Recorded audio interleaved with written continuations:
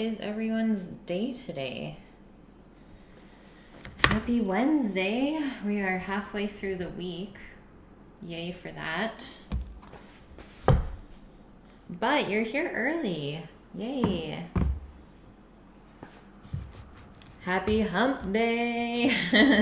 I knew someone was going to say it. Leave it up to Butt.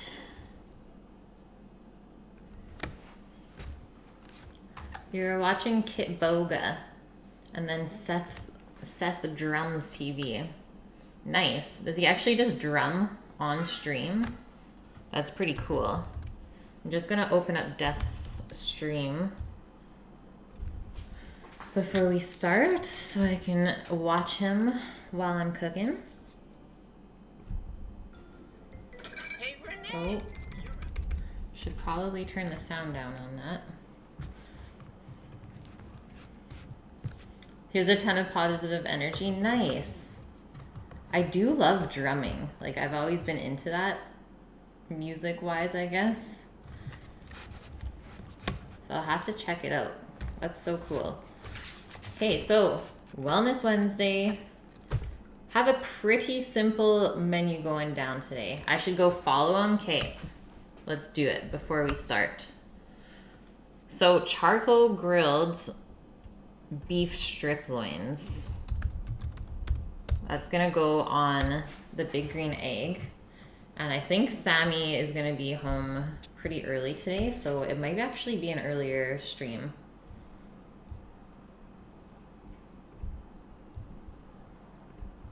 And if he's not home early, well then I have to start it up myself. I was just kind of prepping it up before the stream just now. Had to move all the charcoal around in the bottom of the grill so that all the ashes fall through to the bottom, because you need all of the air holes open so that the air can circulate and your fire stays really even after you light it. So I just did that. I'll have to load it with a little bit of extra wood later on and some charcoal, and we should be good to go.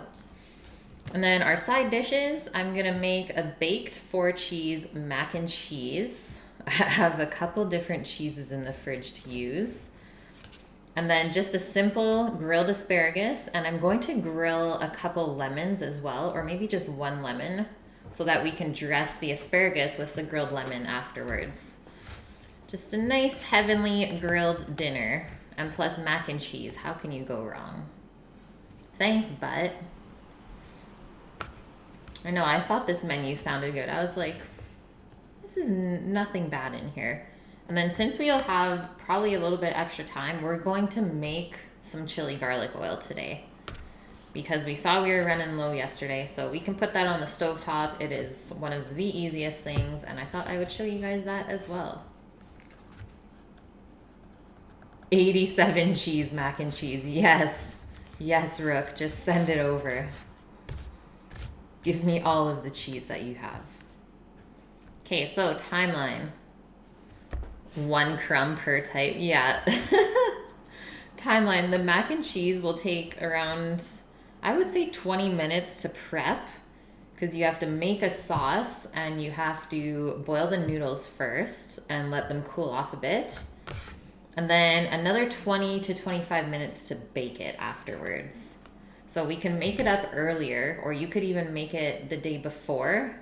And then all you need is around 20 minutes to half an hour to finish baking it in the oven. It'll get nice and browned and ooey and gooey. This recipe looks really good. I've never used it yet, but I have faith in it. And then the grill will probably take around half an hour to 40 minutes to heat up properly before we can even cook on it. So we have to make sure that we leave ourselves enough time later on in the stream to do that. And then the steaks only cook for 8-ish minutes. So you do like 2 minutes or 3 minutes per side. And then you close the grill off, you seal all of it, so it kind of like makes a little steam chamber in there. And then you cook it for about 3 minutes as well, and then you take it off. And it should be like perfect medium rare. This chat's gonna heat up, Jim. Yeah, now that you're here. And lastly, the asparagus gets grilled for around 5 minutes. We just want a little bit of char on it, and we want it to be nice and tender. But you want steak? I know Death is making steak today too. We're both making the same kind. I love it.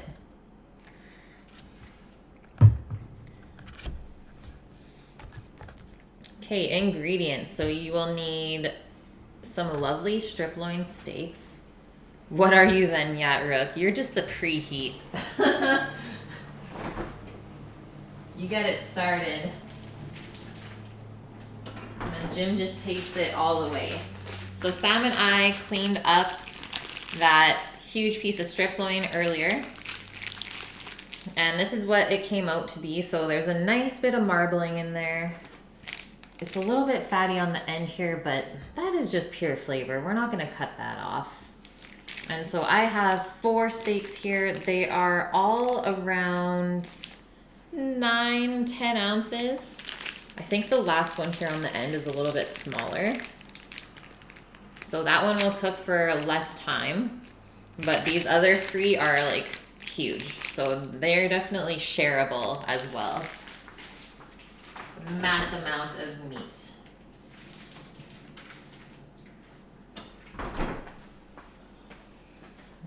The dog's trying to reach the Dorito.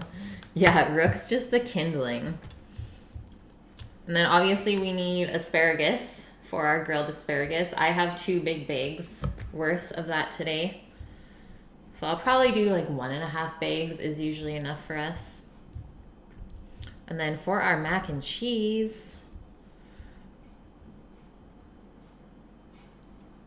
we need 11 ounces of dry macaroni. I don't think I have that much. Oh, that's rice. Psych, that's rice. I might have that. I might have 11 ounces, but last time I cooked 2 cups worth, that was more than enough. So we'll just measure out around 2 cups, or probably just use up the rest of this bag of macaroni noodles. You should at least be the marinade, Rook. Yeah, just use you. Just throw them away. It's fine. Hey, Steampunk, how are you?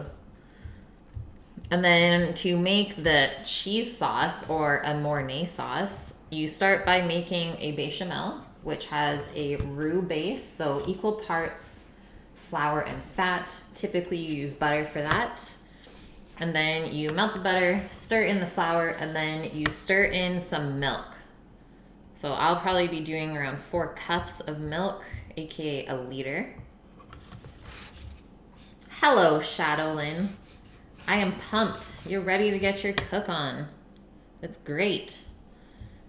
And then once we make our bechamel, this is where it turns into a Mornay sauce. So that's where we put the cheese in. So I am using a aged white cheddar from the UK. I'm using a orange aged cheddar from Ontario. And then I also have Grana Padano that I picked up, and I'm thinking I'll put a little bit of brie in there. I have Gruyere as well, but I don't want to make it like too funky. It's gonna be cheesy though. Hey Rush, how are you? Whoa, Alvin's in here too.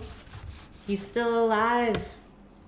I love it. And then you could also add Tabasco or hot sauce to your cheese sauce if you want. The recipe that I see here does a little bit of chili powder or garlic powder as well. So it's totally up to you, or you can just keep it cheesy. But the little bit of heat will help to just cut down the richness a bit.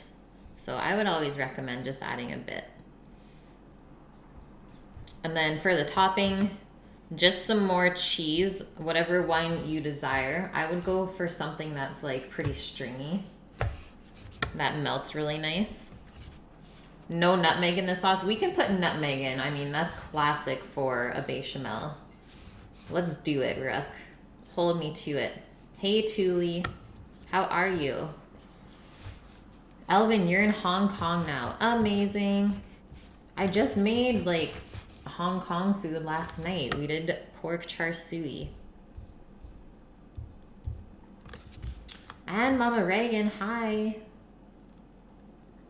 It's grueling, Alvin. That's hilarious. Okay, so for our chili garlic oil, we need a vegetable oil. I wouldn't use olive oil for this. I'm going to use grapeseed. You can also use canola or whatever you desire. I'm sure it would be really good with peanut oil too. Like really good. And then I just need to grab some red chili flakes. You never use nutmeg, Rook. But yeah, it is super common. Just don't add too much or else you will ruin your sauce. So I'm grabbing those chili flakes, and then I just have to go get a head of garlic, and that should be enough. So that's all we need. Nothing fancy. It's super hot and humid today. That's how it is here, Thule. It's so nice out. This morning was just like, everything was just covered in a blanket of fog. It was very, very cool. And then it lifted up around 9:30 and it's been like smoking hot ever since. It's definitely summer weather. Do I know what nutmeg means in soccer? I remember this. Is it when the ball goes through your legs? I think that's what it is. Whoa, Millie Mac. Hey, what's up? How are you? I'm just going to grab a couple heads of garlic and I'll be right back, guys. Sit tight.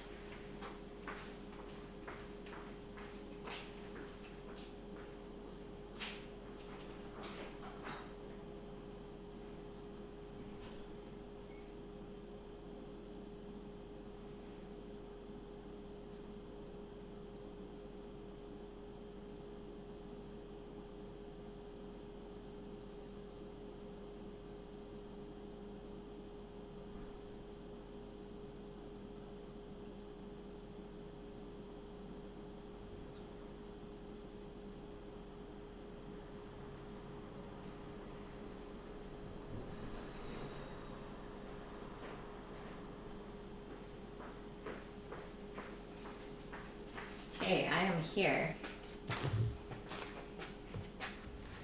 The 13th is the best day to be born. Elvin's the 13th. I won $1 million, Jim. Yes, I'm happy I still remember that, to be honest. What, Rook? You had a tornado there earlier?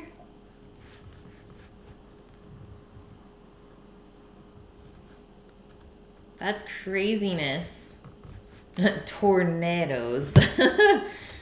Okay, so order of prep. We will start by putting our chili garlic oil on to simmer very slowly for the remainder of the stream, and then we'll blend it up right at the end so you guys can see the end result. Just a few miles away was the tornado. Don't even fret, Rook. You're crazy, man. I've always wanted to see a tornado though. Hey Dante, what's going on?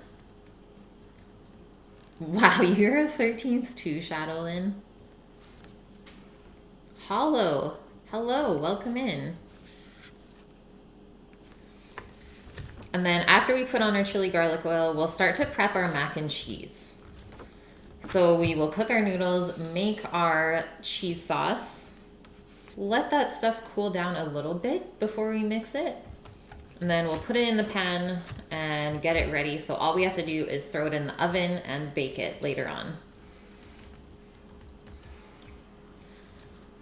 Yeah, 4 cheeses, Dante. We're going ham. Hollow, thanks for the follow. Woohoo. And then after that, we will prep up our lemon and asparagus for the grill. And then maybe we'll have a little story time. I wasn't sure how today was going to go. So I don't know if all of you have done story time in here, but I know you have. And Jim, I think you've done story time with us too. And the way that we do that is we go in alphabetical order by everyone's username in the viewer list. And then everyone types one word to make a story. And then at the end, we put everything into the sentences and see what kind of story we came up with. We try and keep it pretty PG, but sometimes it gets derailed. It can get a little out of hand, Dante. Yeah, butts first. Yes, it's good then. That's good. Okay, so after that, we'll probably put the mac and cheese together. Everything will be cooled off really nice. And then at 4:50 or even earlier, depending on what time people get home, we will start the grill and then blend our oil. Like I said, we can probably even start the grill around like 4:20 because I know my peeps are going to be home early. And then we will take out our steaks half an hour before we grill them so that they come up to room temp. That's going to help them grill nice and evenly as well. So it's not going to be cold and it's not going to get like super overcooked on the outside and still be raw in the middle. And then we'll heat our oven for our mac and cheese at 350 Fahrenheit, season the steaks and the asparagus, and then we will grill, and that's it. I would love to do a grill cam rook, but today is a pretty quick cook.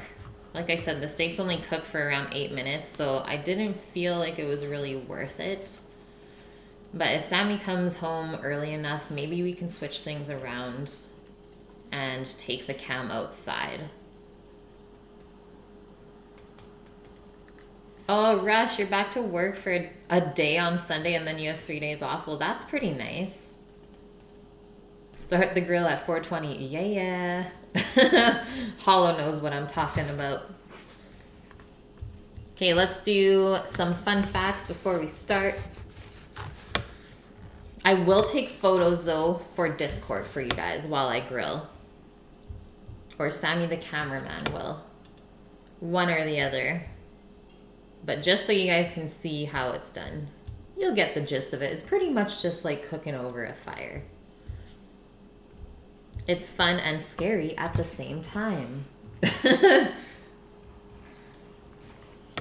Okay, let's get into some mac and cheese. So, macaroni and cheese is called mac and cheese in America and Canada. And then in the Caribbean, they call it macaroni pie. And then in the UK, they just call it macaroni cheese. There is no and. I don't know. And this is a dish of English origin, and it consists of cooked macaroni pasta and a cheese sauce, most commonly used with cheddar. It can also incorporate other ingredients, such as breadcrumbs, meat, and vegetables. I'm not a huge fan of like trying to sneak in meat and vegetables into mac and cheese. Let's just leave it as mac and cheese. Put the vegetables on the side. Let's not ruin the dish. Yeah, I don't even care what it's called. But I love you. So traditional mac and cheese is a casserole baked in the oven. However, it may be prepared in a saucepan on the top of the stove or using a packaged mix. Weren't we just talking about the powdered cheese yesterday?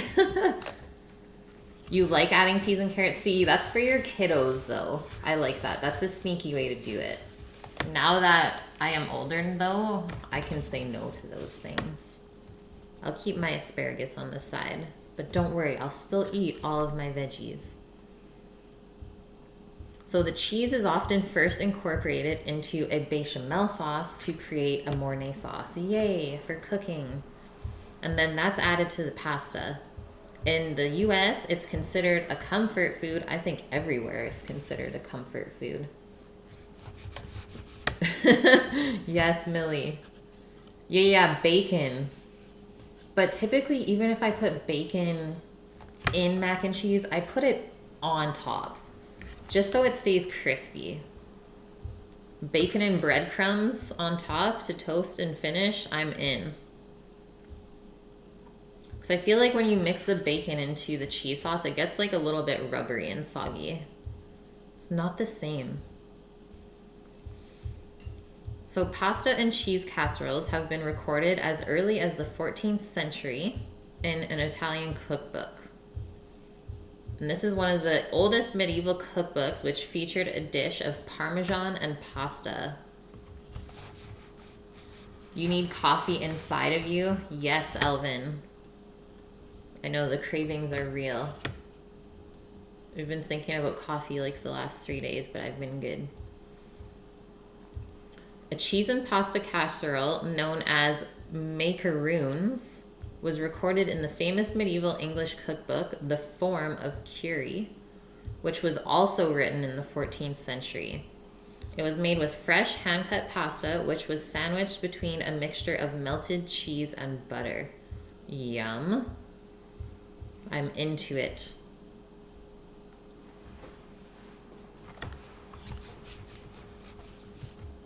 I'm glad you got that point, Elvin. Yeah, there's so much that you still have to think about when you cook. Because the end result is sometimes not what you think it's going to be. So the first modern recipe for mac and cheese was included in Elizabeth Raffald's 1770 book, The Experienced English Housekeeper. Raffald's recipe is for a bechamel sauce with cheddar cheese, a Mornay sauce in French cooking. And it's mixed with macaroni, sprinkled with Parmesan, and baked until bubbly and golden. Pretty much all you need to know. I don't think we can divulge too much further into history, even though there is quite a bit. So mac and cheese was brought to Canada by British immigrants. That makes sense. And then the American president, Thomas Jefferson, encountered macaroni both in Paris and in northern Italy. He drew a sketch of the pasta and wrote detailed notes on the extrusion process. And then in 1793, Thomas Jefferson commissioned American ambassador to purchase a machine for making macaroni. I love that. You normally do mac and cheese with chicken and bacon. I like it, Rush. Yeah, I always think that people that have kids always do like more of a jazzed up version of mac and cheese. You gotta sneak all the good things into there. Yeah, thank you, Thomas Jefferson. First pasta you ever made, Rook, was penne with prosciutto, Asiago, fontina, Parmesan. Way too salty? Yeah. The stinkiest. I do love Asiago cheese as well. So let's get into asparagus a little bit. I'm not sure if there's anyone in here that doesn't like asparagus, but it's pretty uncommon. Like everyone I've met likes asparagus, even if it makes your pee stink. Jim, King Arthur is not involved today. Oh wait, that's you. You're involved every day. I forgot. So, asparagus is a spring vegetable, a flowering perennial plant species in the genus Asparagus. No way. You don't like asparagus, Rook? Well, at least there's one person. It was once classified in the lily family, like the related allium species, onion and garlic. But the lily family has been split and the onion-like plants are now in a different family. Interesting.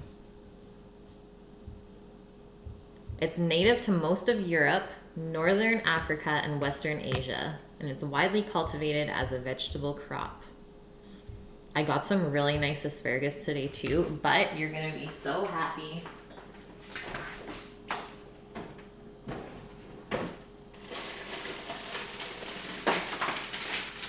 Like as thin as a pencil crayon almost. Like they're so small.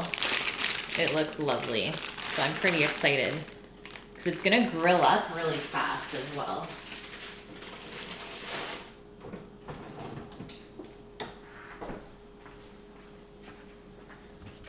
What is white asparagus? I don't know. Let's find out.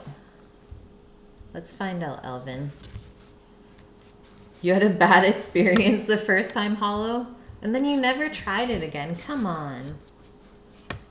Yeah, they're gonna be crisp, Millie. So asparagus has been used as a vegetable and medicine owing to its delicate flavor, diuretic properties, I didn't know that, and more. It's pictured as an offering on an Egyptian frieze. So a picture, I'm guessing, is what a frieze is, dating to 3000 BC. In ancient times, it was also known in Syria and in Spain.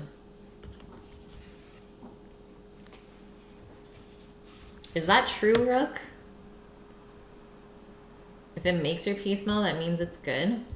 The Greeks and Romans ate it fresh when in season and then dried the vegetable for use in winter. I have never seen dried asparagus. I wonder how the texture would be, though. I feel like it would be just like really floppy when you tried to reconstitute it. Roman Epicureans even froze it high in the Alps for the feast of Epicurus. Emperor Augustus created the asparagus fleet for hauling the vegetable and coined the expression faster than cooking asparagus for quick action. A recipe for cooking asparagus is in the oldest surviving book of recipes, Apicius's 3rd century AD book. Crazy. So it's pretty old then. People have been cooking it for a while. Well, that's good to know, Rook. Yeah, white asparagus is lovely. I don't know if I've ever had white asparagus. Alvin, did you find that the flavor was a little bit different? Sorry, I'm just reading my text from my peeps. They're already on their way from downtown, so that's good. Did I reach my goal? Not yet. Not yet, Jim. I think it's still at 689.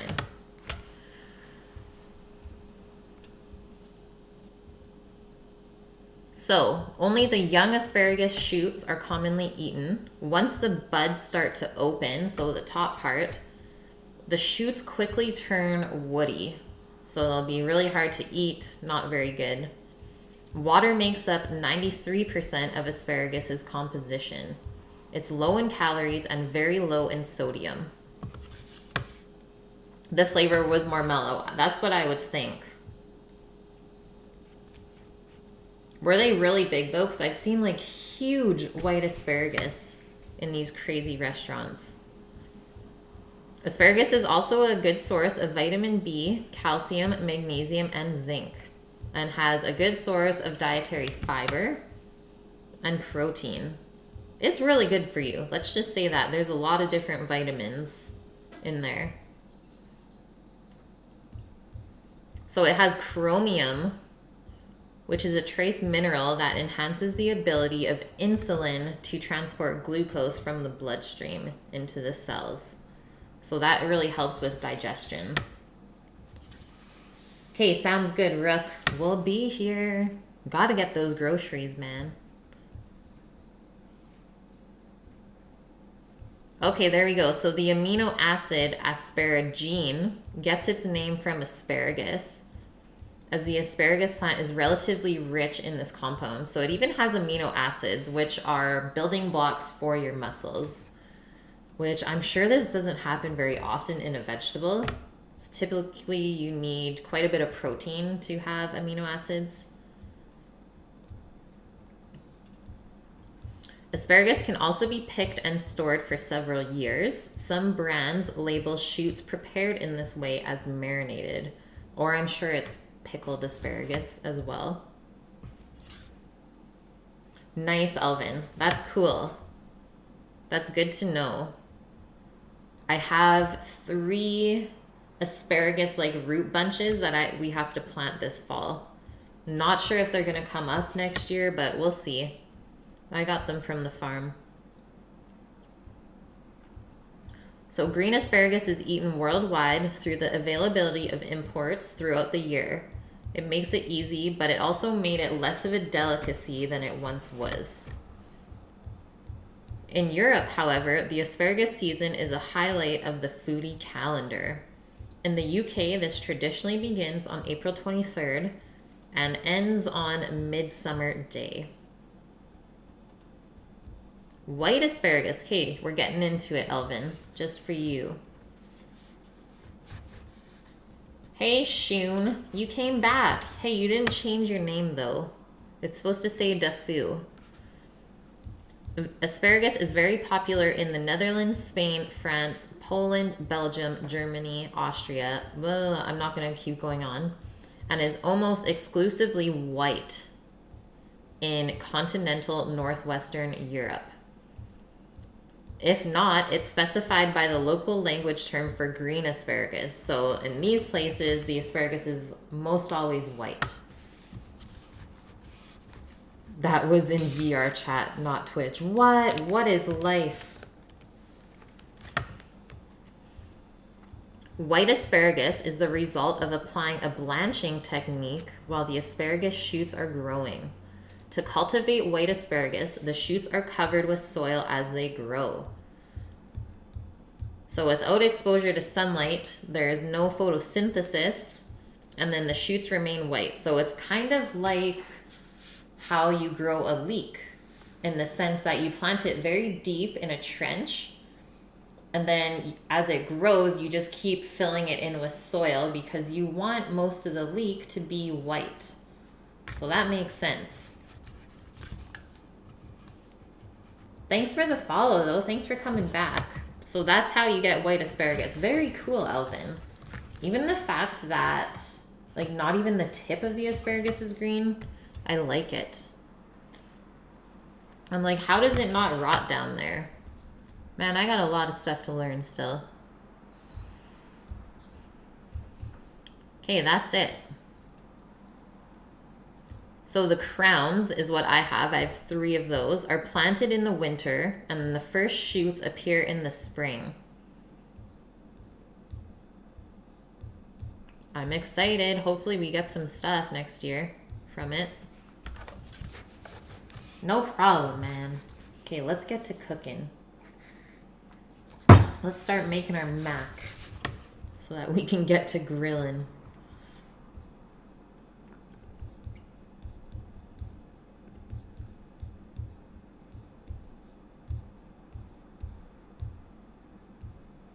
Okay. And first, the chili garlic oil. I'm just like a teacher, Rush. Thanks. Well, not only does it help me learn, but I know it also helps you guys. And I always try and choose something that is pretty interesting and that we have never done before. It helps me stay creative for sure. So we just need a little pot for a chili garlic oil. I'm gonna use this guy. Let's pour in our oil first. And then we'll put in our aromatics.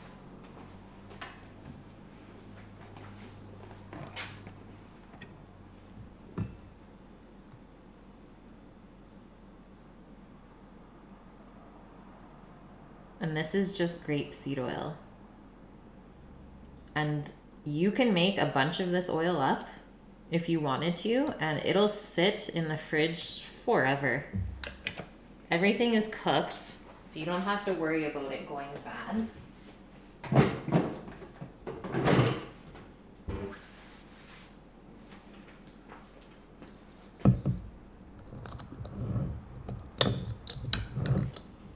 Did I assume pot's gender? Yes. So much chili oil. Yeah, give it to us. Give us all of it. Let's do like a nice sprinkling like that. Maybe a bit more. I don't want to make it too spicy though, because the one I have now is like perfect. Oh, those are making me cough. That's a spicy pepper.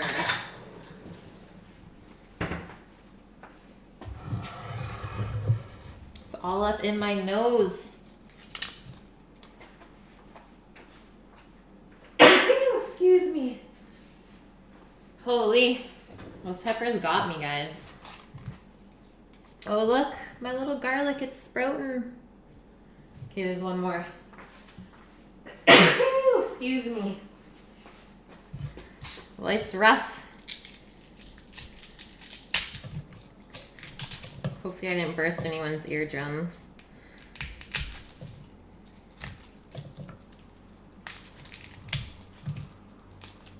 Okay, these little garlic cloves that are sprouting, I'm going to put those aside.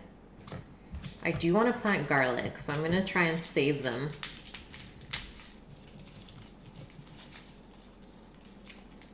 Yeah, I know, Elvin.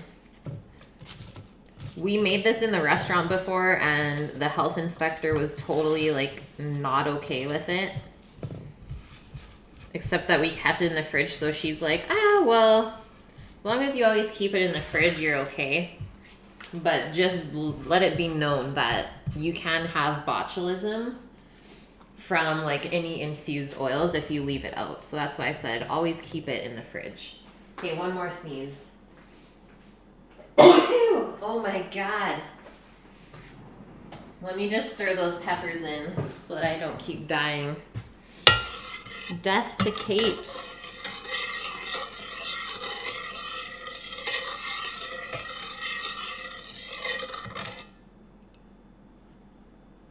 Thanks. I'm blessed.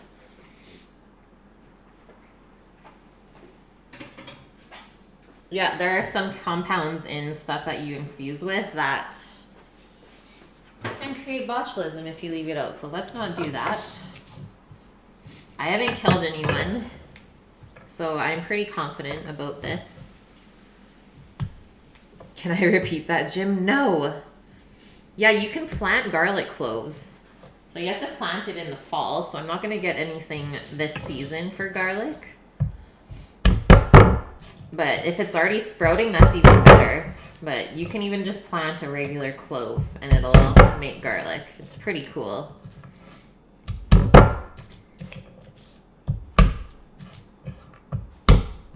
And I'm just going to leave these cloves smashed like this. We're not going to break them down any further, because the garlic does like to drop to the bottom of the pot.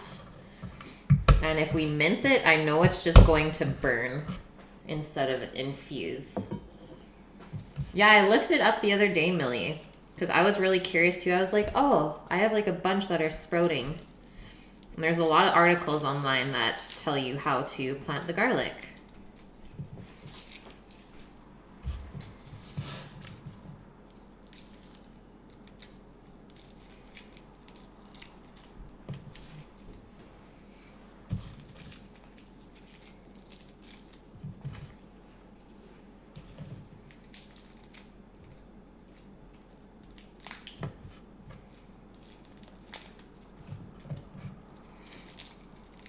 So what did everyone eat today?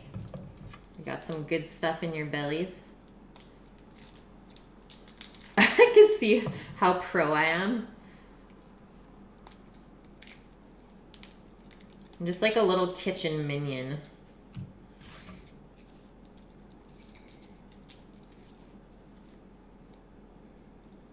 I do love prepping stuff though, Elvin. And I do enjoy like working very fast, or like trying to work as fast as possible. Because otherwise, like if you just take your time with everything, I mean, that's kind of boring. What's the challenge then? I need to keep myself entertained. Let's just put it that way. So our chili flakes have all settled to the bottom. Let's just drop our garlic in. And then we're just going to heat this on a very low heat. We'll probably stir it every little bit. And then we'll check it later on in the stream. That's it, guys. Super, super simple.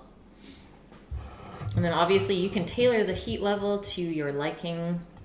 I think this is gonna come out pretty spicy. And then one other ingredient I do like to put into here as well is pink peppercorns, or Szechuan peppercorns. And those give a nice floral note, and they're not actually peppery. I don't have any in the house today, so I'm just gonna do chili and garlic. It'll be nice to see the difference though, comparing this oil that we make and the other one that I've had for a long time. Okay, just gonna wash my hands up. Get this garlic off.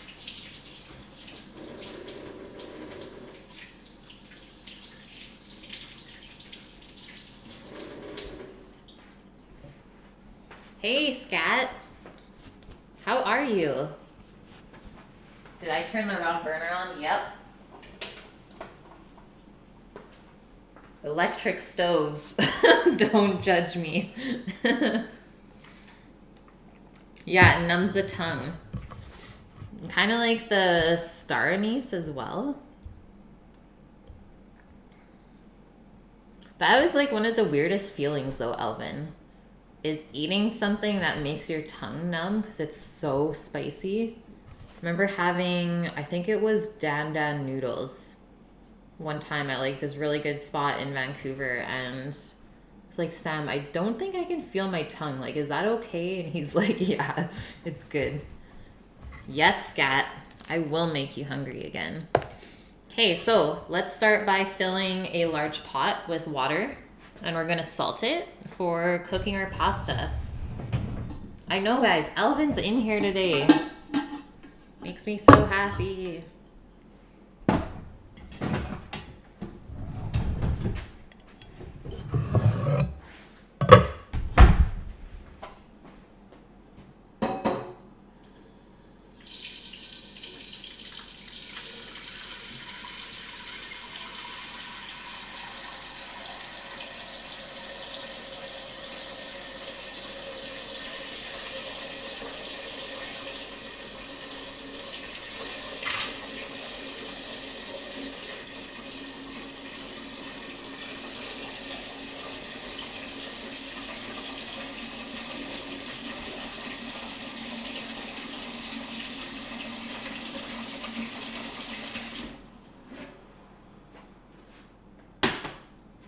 I always fill my pasta pots around half to 3/4 full.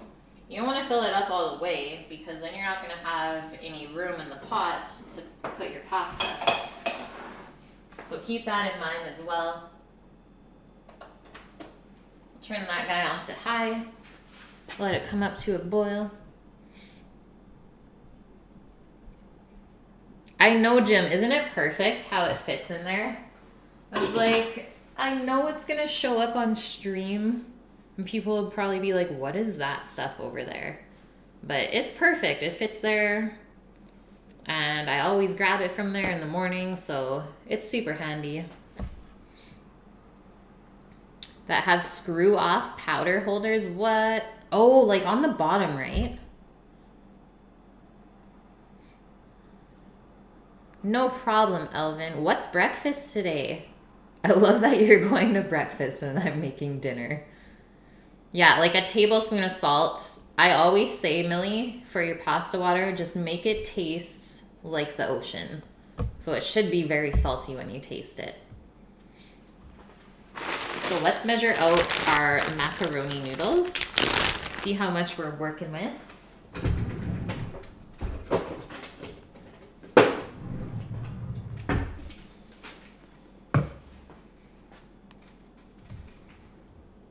The squeak of this camera, I kind of like, I'm starting to like it. Yeah, just go get the ocean water, Jim. I wonder how that would taste, honestly. Ocean boiled pasta. Okay, cover your ears.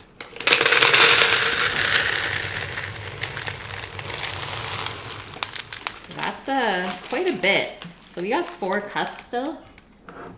I think I'll have to go upstairs and get a glass baking pan because this is going to make more than I anticipated, which is okay. Leftover mac and cheese, I'm in.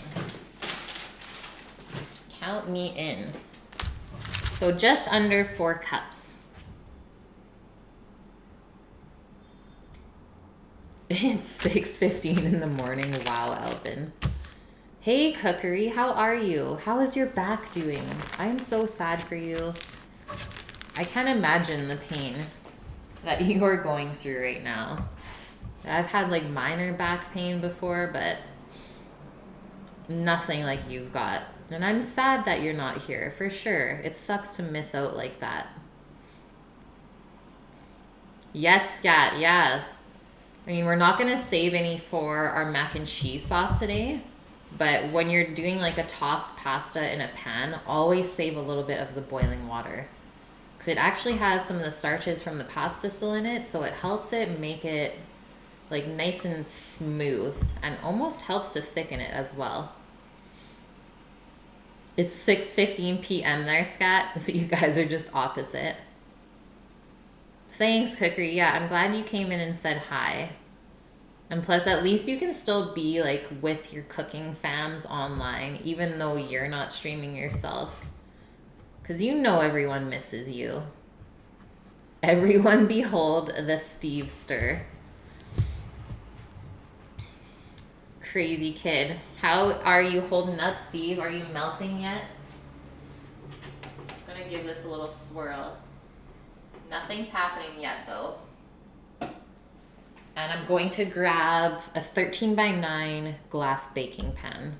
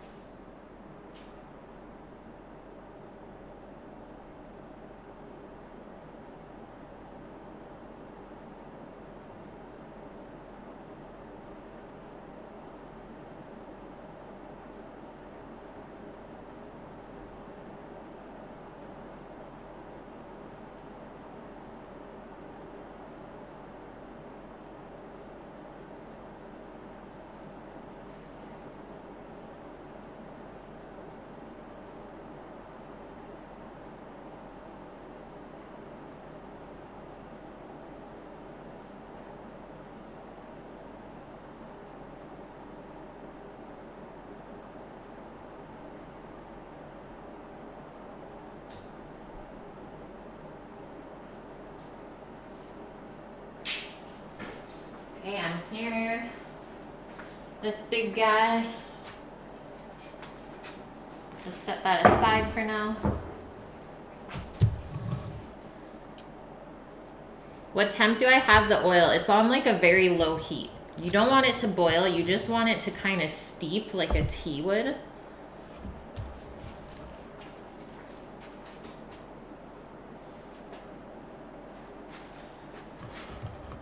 It's 28 today, Steve. Holy. Okay, next thing for our mac and cheese. We got our water going for the macaroni. We need to get a sheet pan out for the macaroni as well. And then after the mac's cooked, we're not going to rinse it under cold water. That is bad, bad, bad. All of the Italians will yell at you if you do that because you're rinsing off all the starches from the noodles, and that helps the sauce stick onto the noodles. So if you rinse off the starch, I mean, that's so silly to do that. So we're just gonna pour it onto a sheet pan to cool it off instead. We're just gonna make a larger surface area for it to cool off, and then it won't just stay steaming. Way better than pouring cold water over it.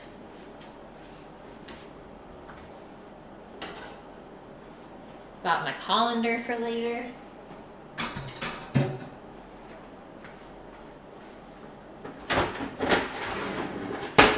And we're also going to oil the noodles a little bit when we put them onto the pan, just so they don't stick together too much. I blew Scat's mind. Yes. Success. Okay, on to our cheese sauce. So the recipe I'm using, it will like scale up for you, but it did not scale up very nice. It's like 0.33 of a cup of butter and 0.44 cups of all-purpose flour, when really it should be equal parts anyways. So let's just do like just over a third of a cup of each. And then we need 4 cups of milk. And if you want to, you can use whole milk. It says it will turn out better. We just drink 2% milk here, so just 1% under.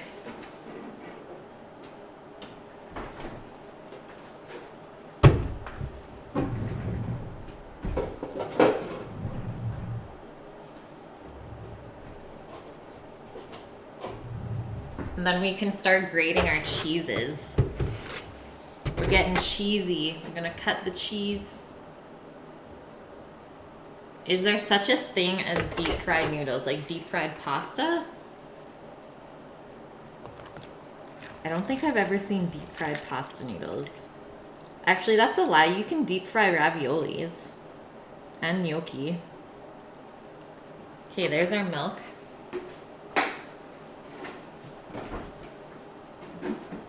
And I have deep fried rice noodles before, like the vermicelli noodles, and then they puff up and get super crunchy. Okay, sounds good, Cookery. Thanks for popping in and saying hey. Well wishes to you, for sure. I hope you feel better soon. Twitch just isn't the same.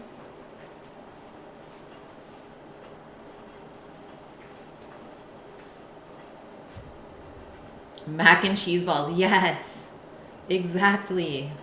There you go, Scat. Chinese chow mein can be deep fried, yes. I guess, Steve, the answer is yes.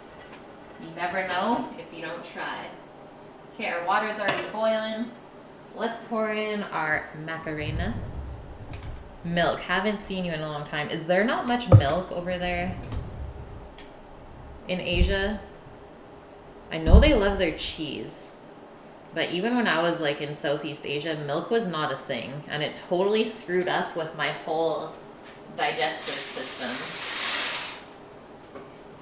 I had to like wean myself back onto dairy products when I got back. So these noodles for the macaroni, we need to undercook them as well, because we're going to be baking them in the oven for about 20 minutes. So keep that in mind. You don't want to completely cook the noodles and then have them go soggy and fall apart on you later on. Milk is not really a thing in China. That is so weird, Alvin.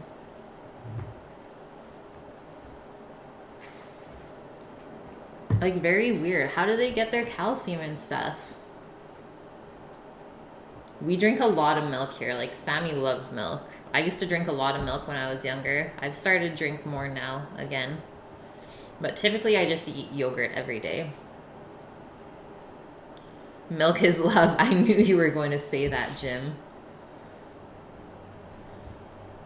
Okay, we got our milk measured. Let's measure out our butter and our flour. So 1/3 cup of each. I'll do like a heaping 1/3 cup for the flour. There's a lot of milk in Japan, but it's more fatty than ours. Interesting, Rod. So it's like fattier than homo milk. Let's give this another stir. Make sure it's not sticking, which it's wanting to.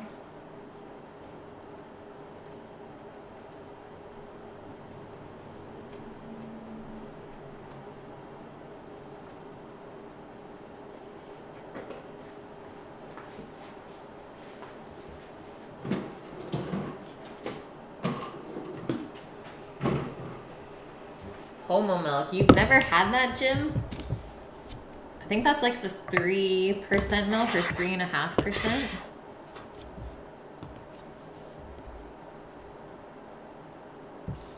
Ah, that makes sense, Alvin. It totally does.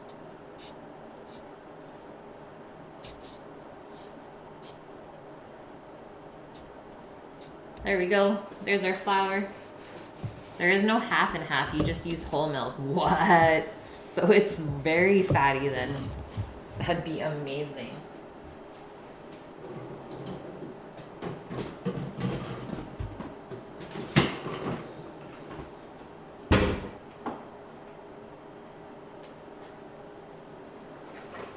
Just grabbing some butter and the cheeses.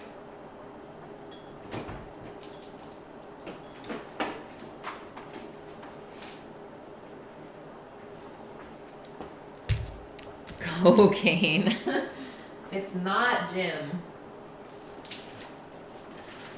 Cocaine accessories.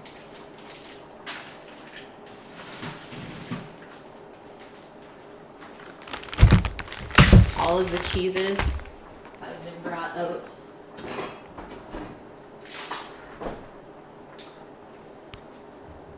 You drink 2%, Steve? Yay. That's like us too. So we got some brie, white cheddar, orange cheddar, grana padano. The police are coming to get me, Jim. You called them again?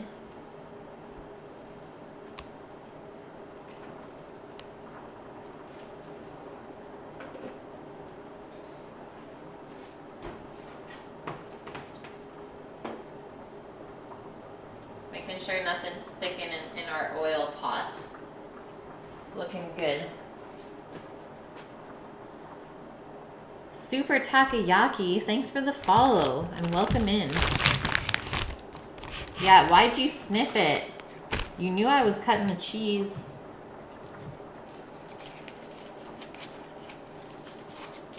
Okay, this should be pretty close to a third of a cup. Still got my measurement on my paper, I think. Help me.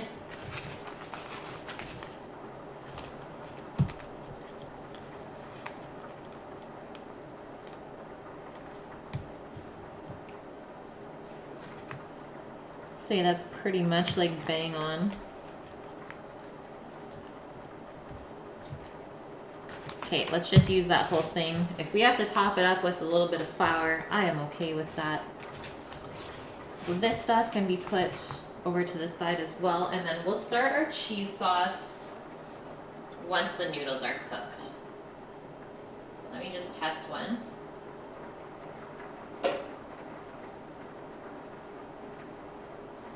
Okay, one more. I think it's pretty much there. It's chewy, but still has like a little bit of bite to it. It's exactly what you want. So let's get out of there ASAP so it doesn't keep cooking.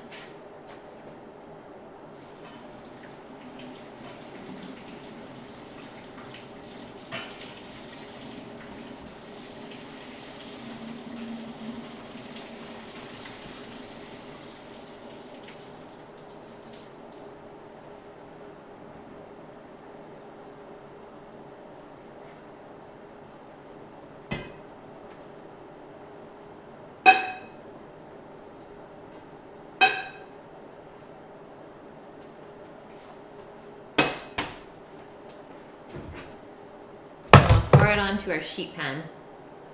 The giant block of Balderson. Sorry. Loud noises. Like so.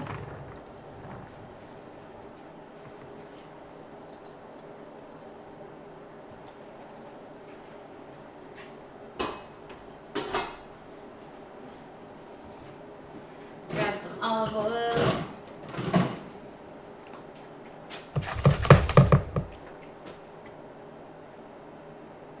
You were raised on skim, Scat? I always feel bad for those people raised on skim milk.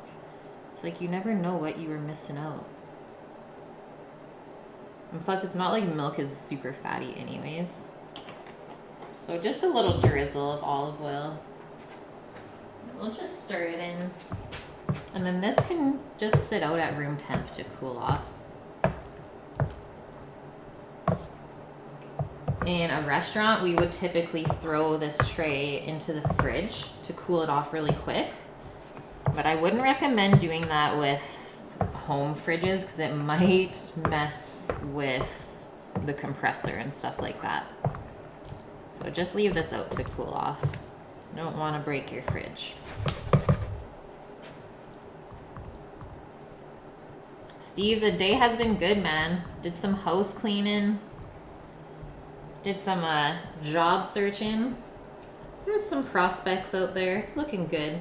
I think I'll be just fine.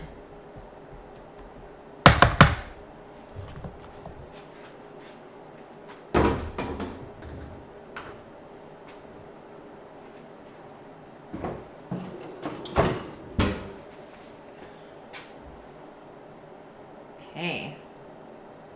You saw Deadpool 2, Scat? Was it good?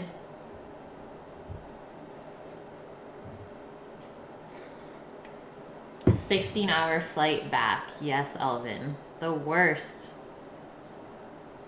You had 5 internal flights in the last 2 weeks? That's insane.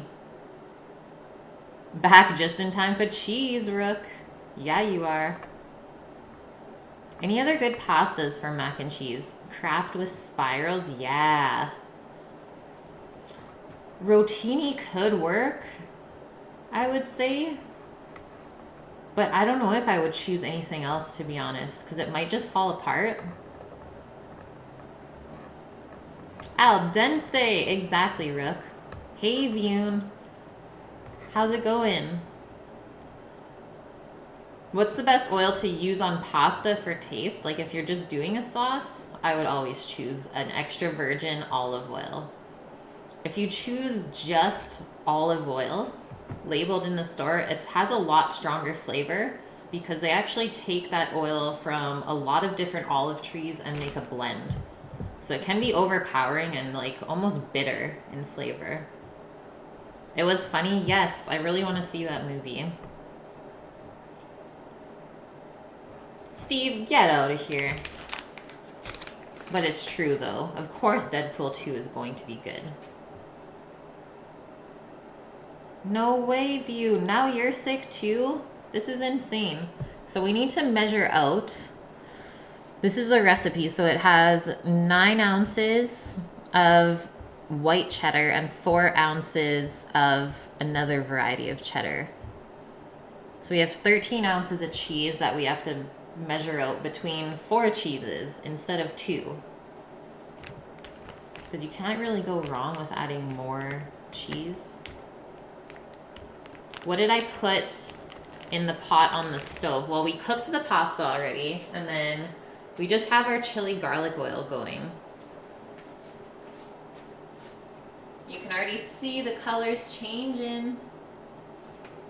So it's just grapeseed oil, red chili flakes, and garlic cloves. That's it. Let me get my scale. Beep. It's already beeping. It's like, yes, I am ready. Oh, what did I press? I'm terrified.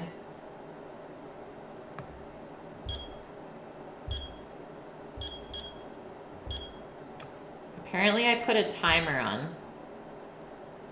How do you not do it? Ah. What's going on? Dante wants it already. Okay, let's get into our brie. Because this stuff is getting a little bit old, so I wanted to use it up. It's getting old in like the best way though. I love when brie, as it ages, it starts to get like super gooey in the middle. Way rather have that than it being like super firm. Okay, so let's measure this. See how many ounces this is. This is 3 ounces. Okay, so we need 10 more ounces. The garlic is just smashed, scat, and then peeled. Oh, really, snooze button? Yay for chili oil. The garlic cloves are bubbling. It just means that the moisture is getting cooked out of it. It's okay if it bubbles. As long as your oil is not bubbling, that's all that matters.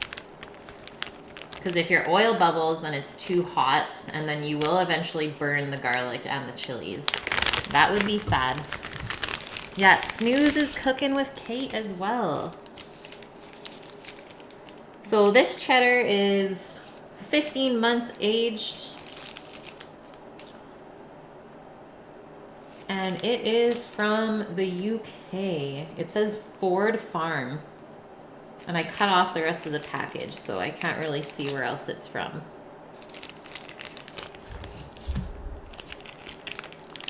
How does the chili stuff taste when it's done? Like chili and garlic oil. I don't know how else to explain it, Steve. It's just like gets infused into the oil. It's super good. But it can be like spicy or not, depending on how much chilies you use.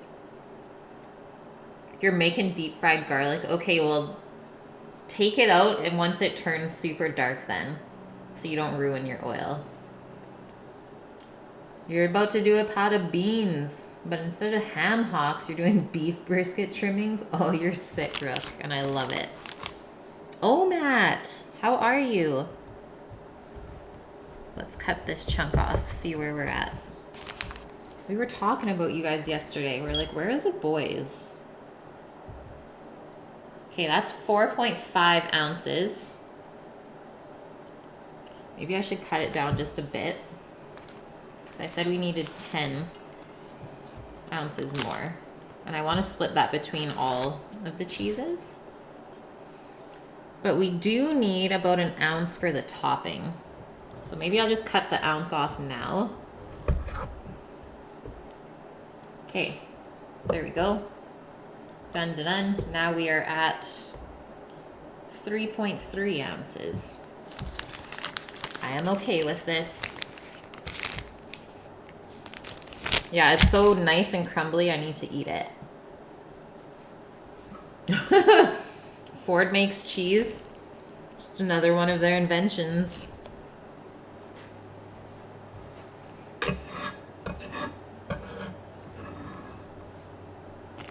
No cheese shall be wasted. Yeah, talking about you guys behind your back. That's what happens when you don't show up. Can you bottle the oil for other stuff? Yes, Scat. It should stay in the fridge forever, as long as you need to use it. Never ever leave infused oils out though. Because like Elvin and I were talking about, you can actually create botulism by infusing oil. So as long as it's always in the fridge, the bacteria will never get warm enough to actually do anything. So just keep that in mind. I knew it, oh Matt. I called it. I was like, I'm pretty sure his internship just started, so he's busy. Yay, Alvin. Okay. Yeah, it was so awesome seeing you in here. I hope your flight goes well and can't wait to have you back.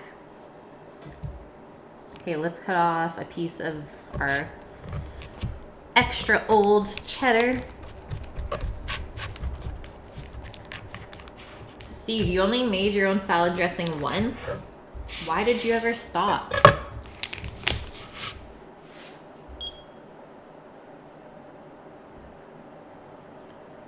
Okay, so that was 3. This is 5. And we'll use 2 ounces of parm. I think that sounds good. Because the parm is super strong. And I got real parm this time. I don't want to overpower the mac with it just tasting like Parmesan. So we'll use less of that compared to everything else. So the bottle of Chinese chili oil shouldn't be left on the counter. Yeah, I know. Hey, Millie, like you always see that at the Chinese restaurants. So now I'm kind of wondering, is that okay? Oh no. Oh, Matt, you were a zombie? I was a zombie yesterday. I just could not wake up.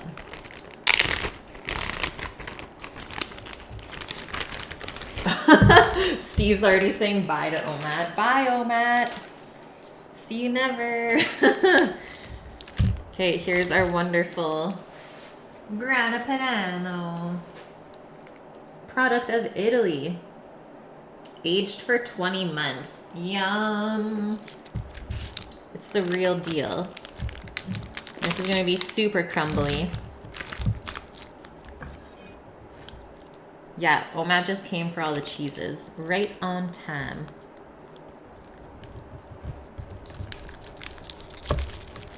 It's going to be a little bit hard to grate that, but we'll do our best. Okay, that was only 1 ounce. I regret not cutting a bigger piece.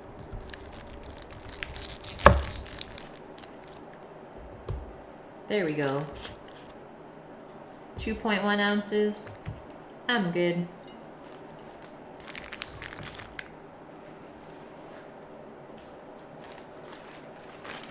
Could you tell the difference between grated good grana and Parmesan? I'm gonna wait for everyone else to answer, and then I'll answer, because it was a question for chat, not for me. Oh, Matt, we're making mac and cheese today. It's been a while. Where is Marzu cheese? Hey, Smith, how are you? Okay, I'm gonna put all these cheeses away, and then we're gonna start grating. And then we can get on to making the sauce. Pretty much, Steve. I would be honored if you said that.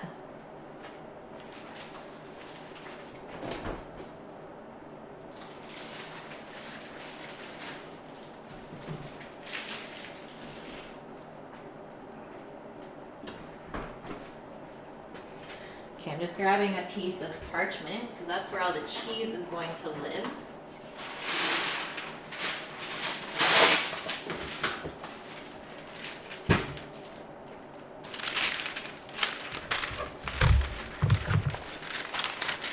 You can't tell the difference, Bune?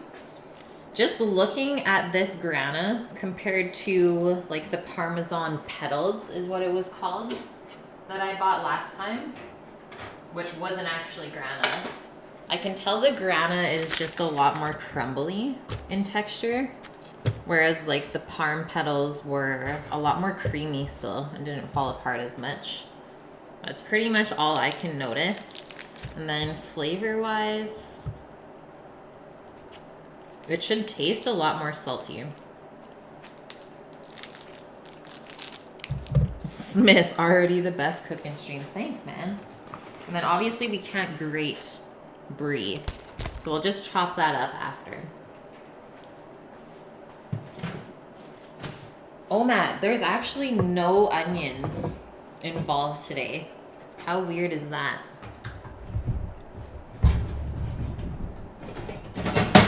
Yeah, if I don't have onions, then at least you guys have them.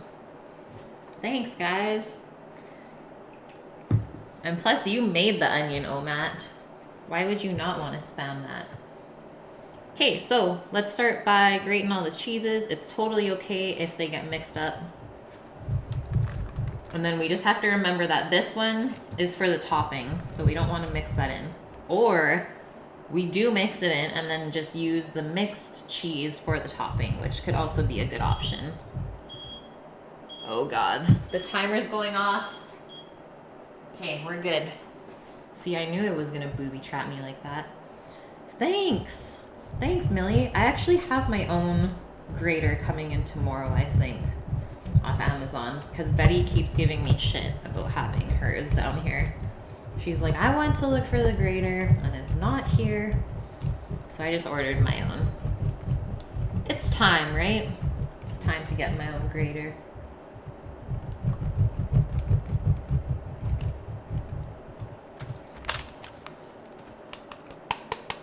Shake out the cheese before it gets too packed in there. We're gonna have a massive pile. Your mom's mac just had one. Yeah, but was it still tasty though, Steve? Don't give me those tears. At least you still got mac and cheese. I'm just a cheese fiend. I'm pretty sure we have probably close to 10 different cheeses in the house right now. Hi, my name is Kate, and I love cheese.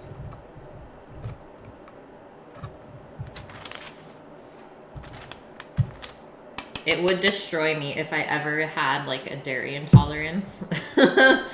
Be like, it's not worth it. Life is over. Well, there you go, Steve. If it was tasty still, that's all that matters. This white cheddar is super crumbly.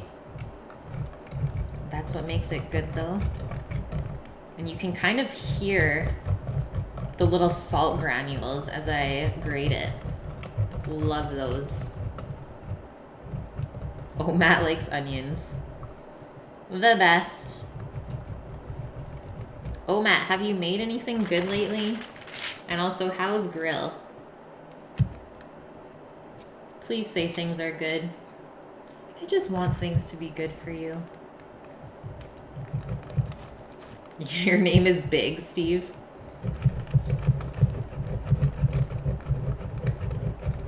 Ah, see, it's super crumbly. That's the parm. Most hard cheeses don't have much lactose. Well, that's good to know, Vune. You heard it here first, guys. Your life may not be over. Yeah, it has cheese crystals, the best.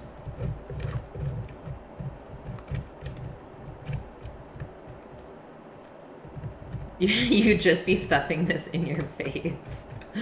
Man, you text all day. Stop fudging around. Go hang out. But it's true, though. You're super busy, man. It's understandable. I think this willpower, Dante, comes from just cooking in a restaurant all the time.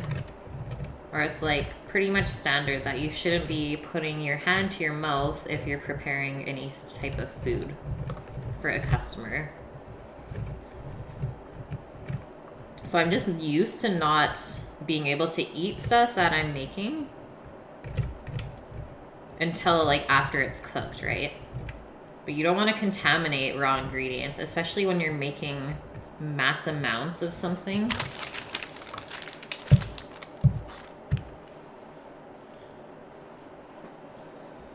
Mild Indian curry, yum, oh Matt. You could eat a whole brick of the cheese. Okay, here's our little nub of cheddar that we were going to use for the topping, but let's just do a mix.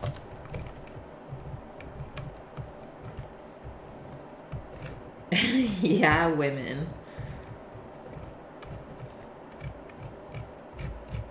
Can't live with them. Can't live without them, man.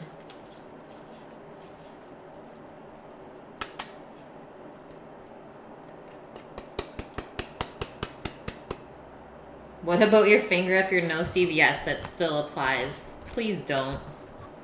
Pretty sure I would barf if I ever seen a chef do that. So now, the fun part, to mix everything together. And it's totally okay if you have like little chunks like this of the parm. You just don't want the pieces to be too big. So it'll just take too long to melt it in. But I don't know how like getting a chunk of cheese like that in your mac and cheese would be a bad thing either. So just do what you want. Let's just leave it at that. I am going to put aside a couple ounces of this right now so that we don't use it all up. I don't feel like grating more afterwards. Probably need something like that for the topping.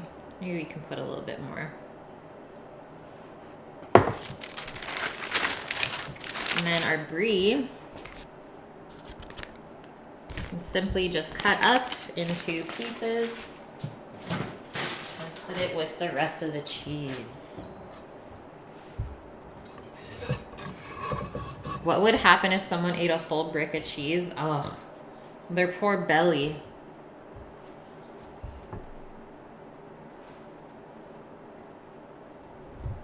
This would be dinner. I think that would destroy my stomach if I ate all that cheese for dinner.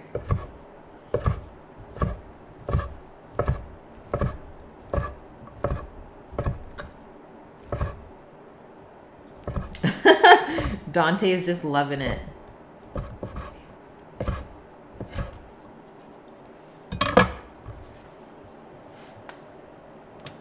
There ain't no powdered shit in here today. That's all I'm gonna say.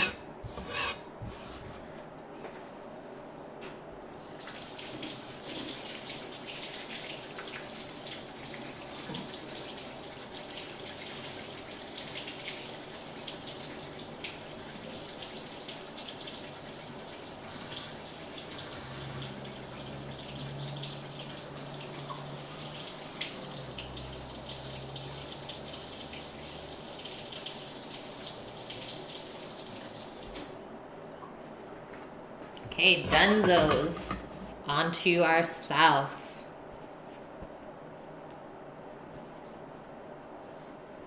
Accepting brie as a cheese and not just goo. I love it, Scat.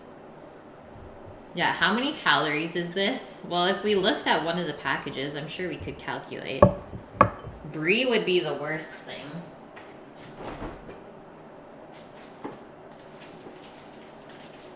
But the white cheddar for 30 grams or a 2.5 centimeter cube is 120 calories. Yeah, we have quite a few calories happening, but it's not like all of this is getting eaten in one day. We're gonna have like a good 8 portions.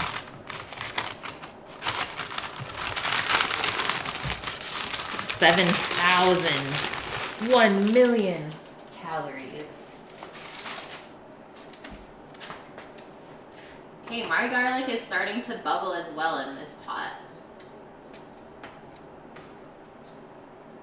Smelling good though. And I think I'm just gonna reuse this pot to make the cheese sauce in.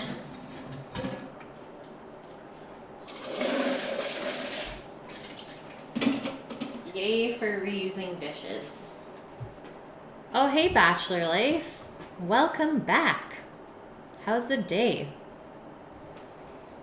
You guys are getting hungry already. Let's put our butter in. Shh, those don't count as calories.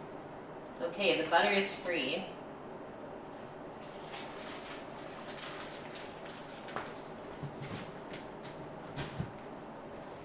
Then we'll need a whisk, which I have over here now.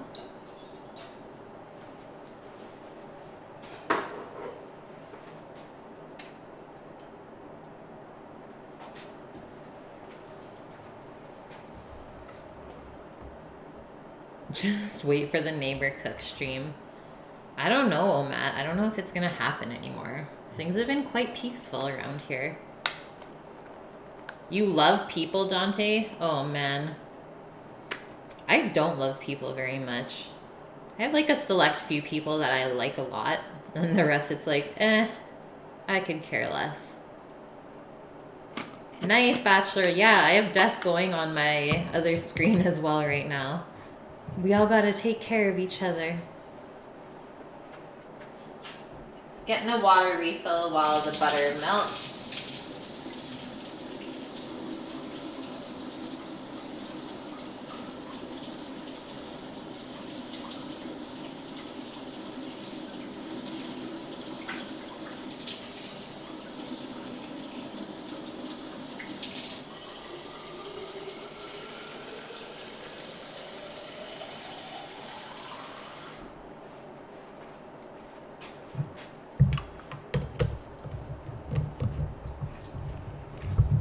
Of course, Steve. Of course I like you. I haven't kicked you out yet. Yeah, your name is easy to say. That's all that matters. Sounds good, Bachelor. Yeah, be safe. Take care of yourself. Everyone's getting sick and injured lately. I don't know what's going on.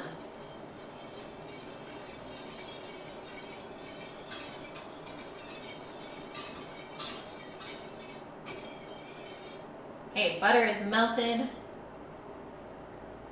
I'm gonna whisk in our flour. It should be pretty thick, so I'm guessing we might need a little bit more. That is correcto.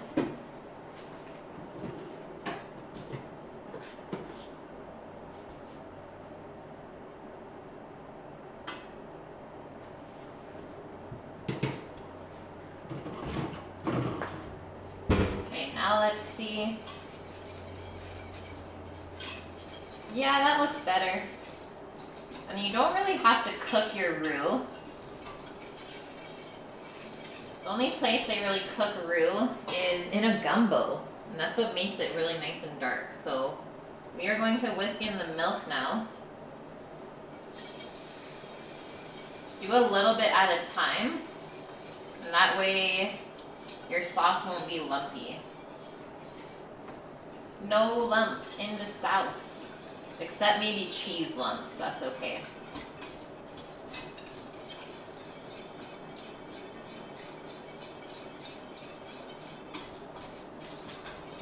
So I'm gonna whisk this until it's smooth, and then I'll add the rest of the milk.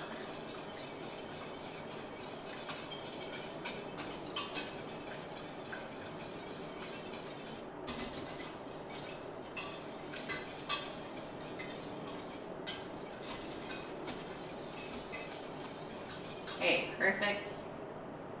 A little bit more.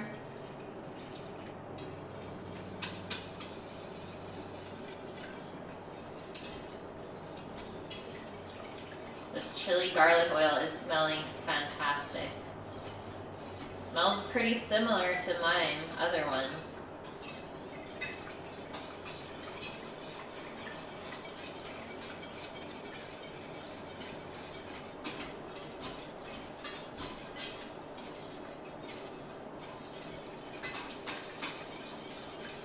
Okay, we're almost there. You just see a couple of lumps still floating around the bottom, so I want to make sure those get incorporated.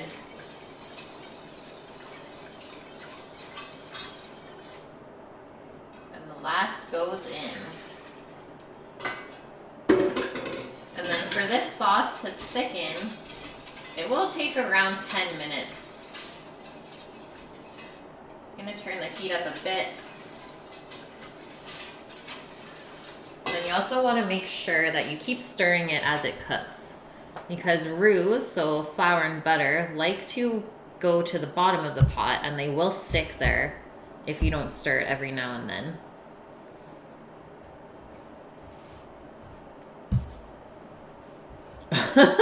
No lumps in anything, please, whether it's sauce or body parts. Just, it's a hard no for Omat.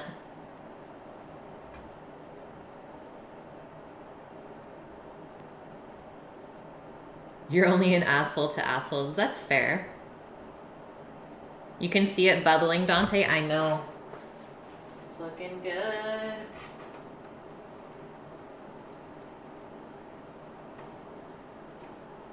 I'm gonna turn the heat down to low. What am I doing with the chili garlic? Well, I noticed that my other bottle was getting low, so I just wanted to make more before I ran out. Just teaching you guys new stuff, that's all. What would happen if you don't make a roux? The sauce would not hold together the same, Millie. So your cheese solids and your milk might actually separate when you bake it, or it'll just be super runny. I suppose you could use cornstarch with the milk if you wanted to. But I always find making a bechamel first and then adding cheese is the best option for mac and cheese. Plus, it's not like you have to worry about gluten because you're already eating pasta. No problemo, Steve. Okay, Omat. Time for you to go to beddy. Get your schedule back on par.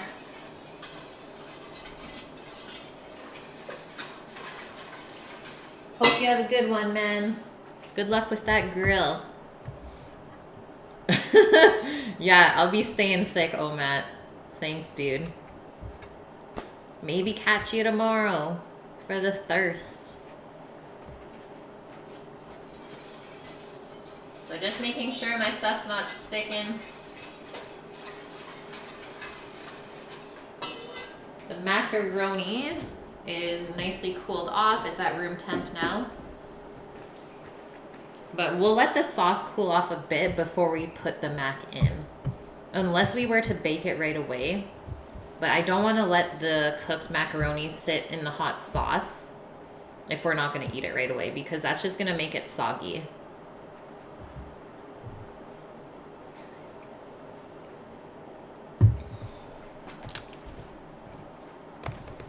And I'm going to grab a lemon oat as well as the asparagus, and that's what we're going to start to prep next. And then after that, all we have to do is prep up our grill. mix our mac and cheese, and then we're pretty much done. Told you I was gonna go by fast.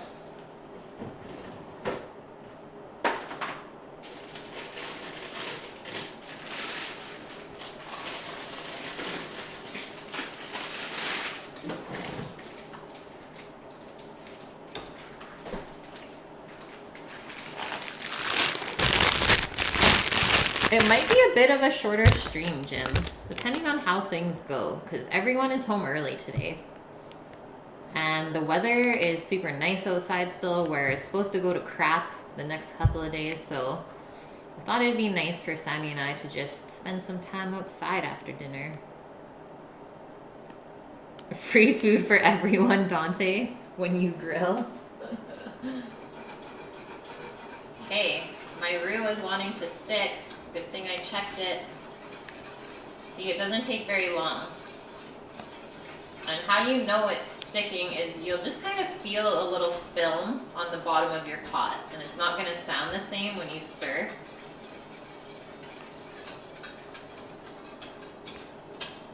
But if it didn't go too far and get burnt, you're always able to whisk it back in. So just keep checking it every couple of minutes until it does reach a simmer, and then you're good after that. That means all of the flour has been cooked into the milk. Come to Saskatchewan, it's hot the rest of the week. I know, I saw your forecast. That's insane, dude. Like, it's not even June yet. You guys have full on summer.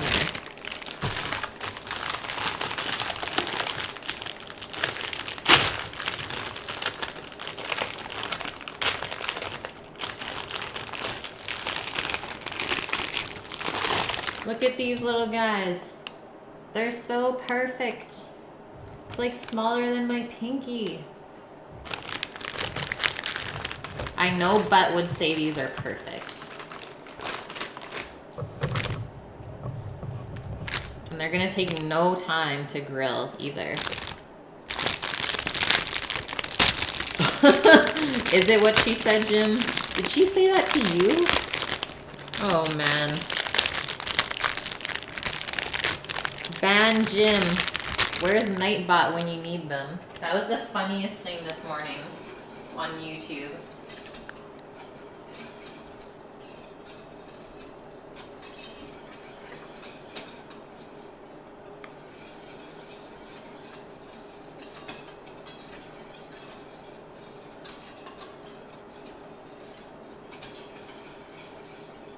Okay, this is thickening up nicely.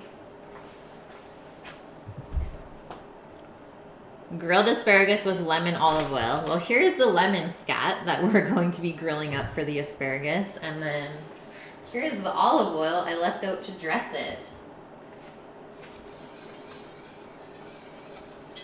Okay, our sauce is just simmering.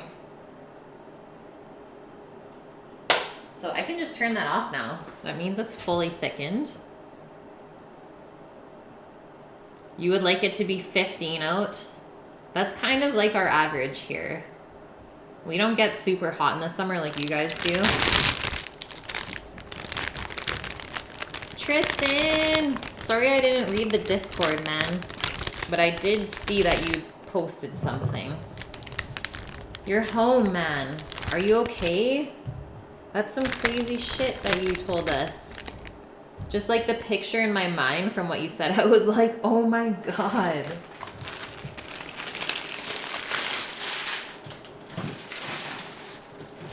Did you post a photo? I don't know why, but sometimes I like to look at gnarly photos.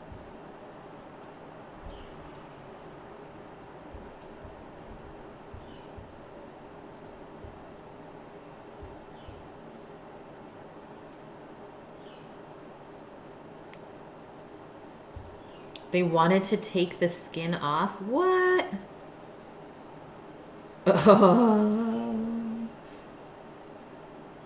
Could have been blinded, dude. Well, I'm just glad you're okay.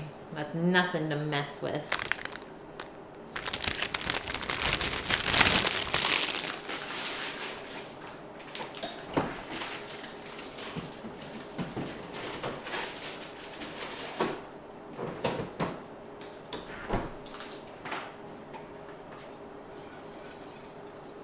I'm gonna switch this to the other burner. And then we can slowly start to add all the cheeses in. I don't want it on the burner still because the cheese might cook onto the bottom of the pot if it stays super hot. So we'll take it off the heat and just let the cheese slowly melt in. Tristan can see. He's here. It's okay.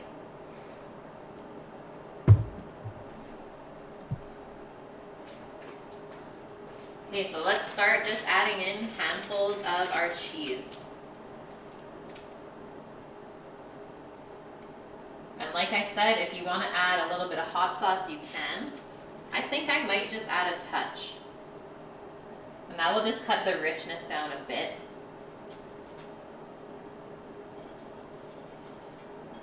But if you don't want to, that is totally fine as well.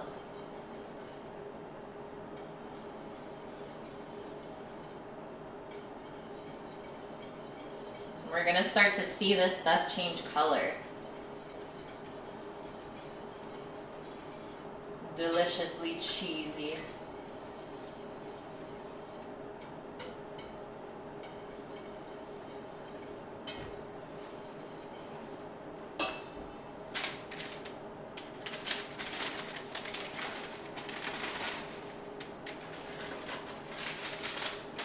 That's the rest of it.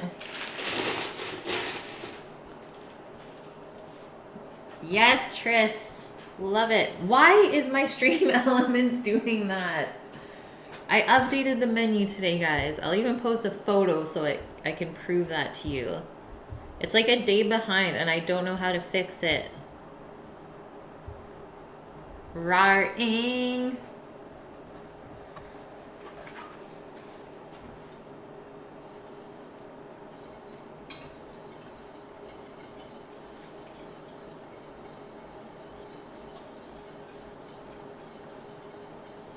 Just stir the pot, Kate. All will be well. Just stir the cheese.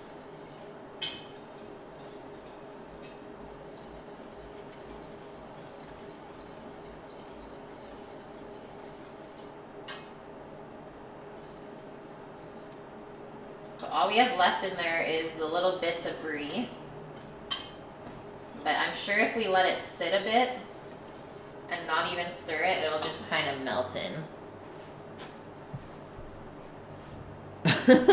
Steve, it's too early, man. It's too early. Tristan, today I'm making grilled steak with Sammy on the big green egg and 4 cheese mac and cheese, which I'm sure you would love. And we're gonna grill up some of our beautiful baby asparagus. So let's get to prepping that stuff.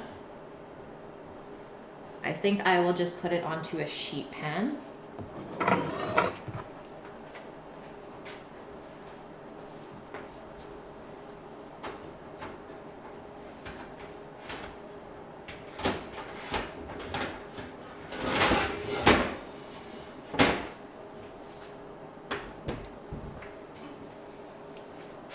You got the photos up? Okay, I'll look at them now before I get too far into the food. Holy man.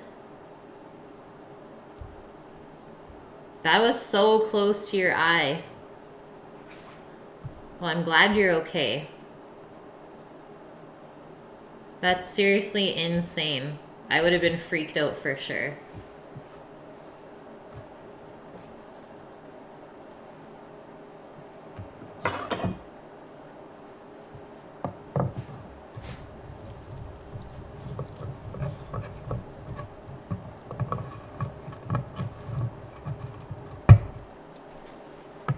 So we're cutting off the ends of the asparagus. I always like to go like 1 or 2 inches up. These ones are pretty small, so the stalks should not be too woody. And then the other way that you can check is just to literally snap it and see where it breaks. So typically I'll do 1 and then kind of just eyeball the rest of them like that.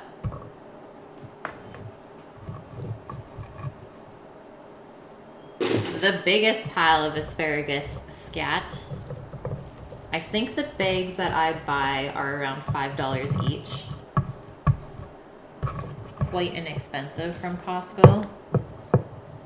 Sometimes it's good, sometimes it's bad. I always just watch, and if it's looking really nice, like these ones, then I'll pick it up. If it's huge in size, like my finger, then I won't bother with it. I'll choose some other kind of veg that looks better. You fell backwards? That's so crazy, Trist.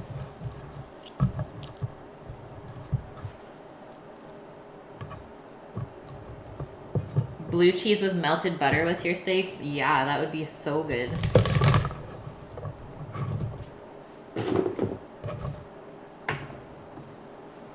I'm surprised that you like blue cheese, Tristan.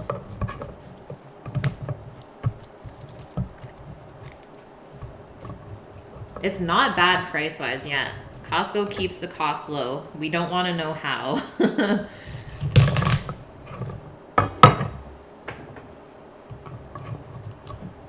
Hello, Duncan.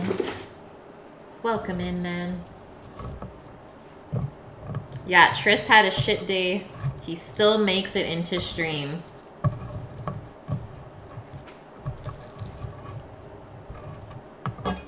Well, I hope that we can make you feel better, man. Just consider it a blessing and another reason for you to just live another day and be thankful for life. Ah, that makes sense, Trist. I was gonna say, that's quite a strong flavor for you. Blue cheese and butter, though? Now we're talking. Hello, governor. Just gonna wipe off the board and wash my knife. And then we'll dress our asparagus up with some olive oil and salt and pepper. That's it. Then we'll squeeze on some grilled lemon after when we go to serve.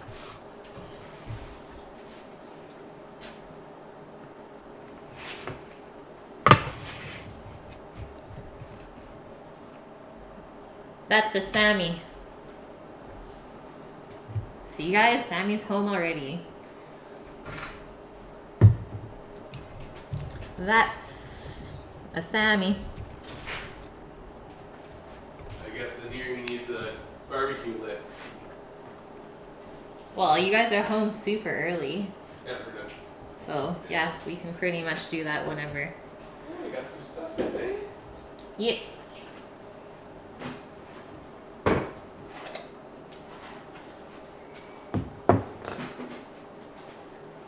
I don't know what that little box is.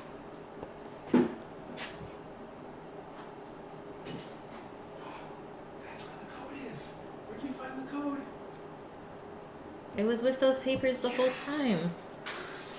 Sammy just found the Assassin's Creed code that we've had since I started streaming. F yeah! How's chat today? It's good. Tristan almost died today. Tristan almost died Look today? it. He was taking a tree down and this rod that was holding it up like hit his eye. Holy! He just came back from the hospital. He almost died. Could have been blinded. Sammy got an ouchie too. Okay, let's put our salt and pepper on and then we're just going to toss this stuff up so it gets evenly coated.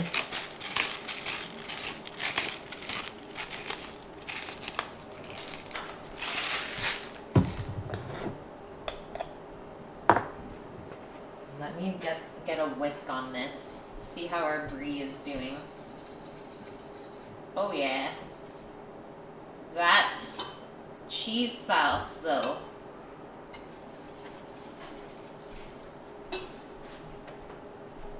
Okay, our garlic is not browning too bad. Our oil is looking good as well.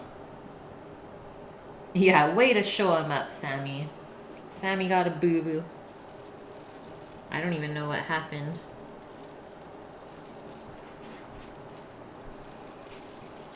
So about a teaspoon of salt for this amount of asparagus. It is quite thin. It's not going to take too much to season it up. I'll just kind of toss this stuff around, give it a roll so it gets coated in the oil and the salt and pepper.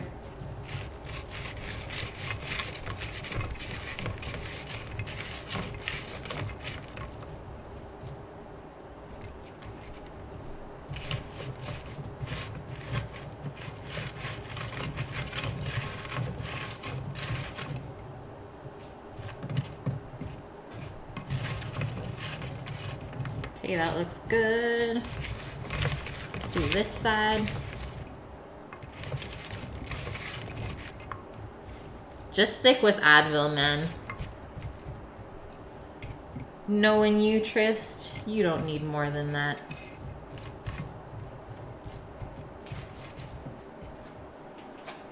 Washing my hands up.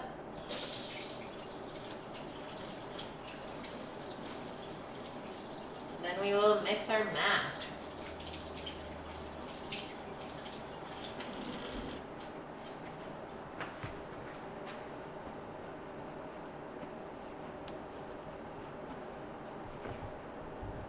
We will also just have this lemon, I think. Nah, maybe we'll take it a bit further. We'll put 4 portions. So I think I'll just cut it into 4 this way instead. And then because we're going to use this as almost a dressing, you want to make sure that there's no seeds in it so that when you put the juice on, you're not eating the lemon seeds either. This is like a key thing if you're going to present lemon like this.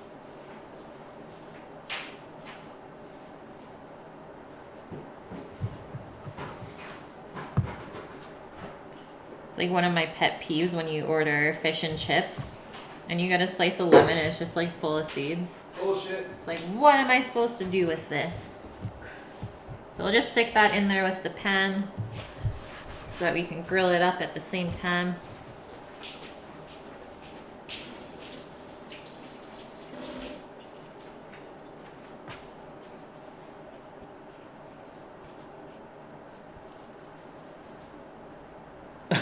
Trist, you were in a video game. Insane. Tell Sammy to light up. It's time. Working on it. You got a minute. I know. I know. Okay, that's still hot, so I'm just gonna put the asparagus aside. Let's do this. Into the sauce. So we still need to taste this sauce, see if it needs a little bit of salt. I know it will need a bit of pepper. And then I know Rook said, oh, sweet. Rook said you could also add nutmeg. I'm gonna leave nutmeg out. Asparagus is life. It's true, Bachelor. It's very true. It's a good springtime veg. Gotta get it while we can. Mmm.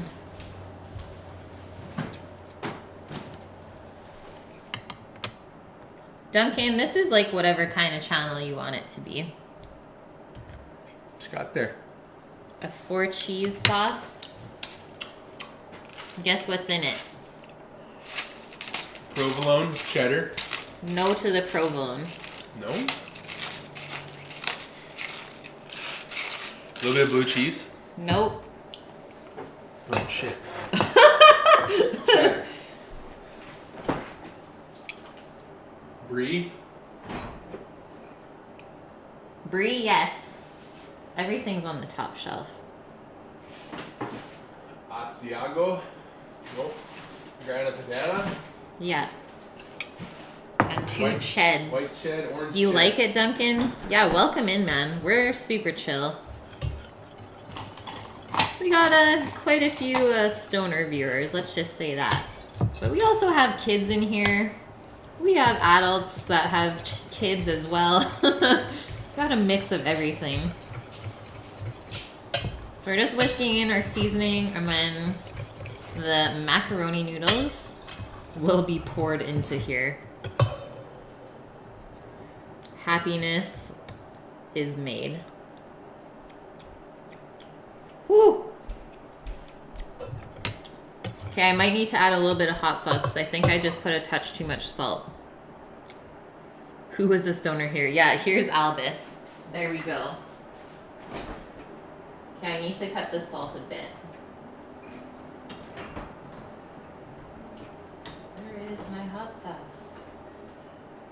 Plus, I think it just needs a little kick. Oh, no. Oh, so sorry.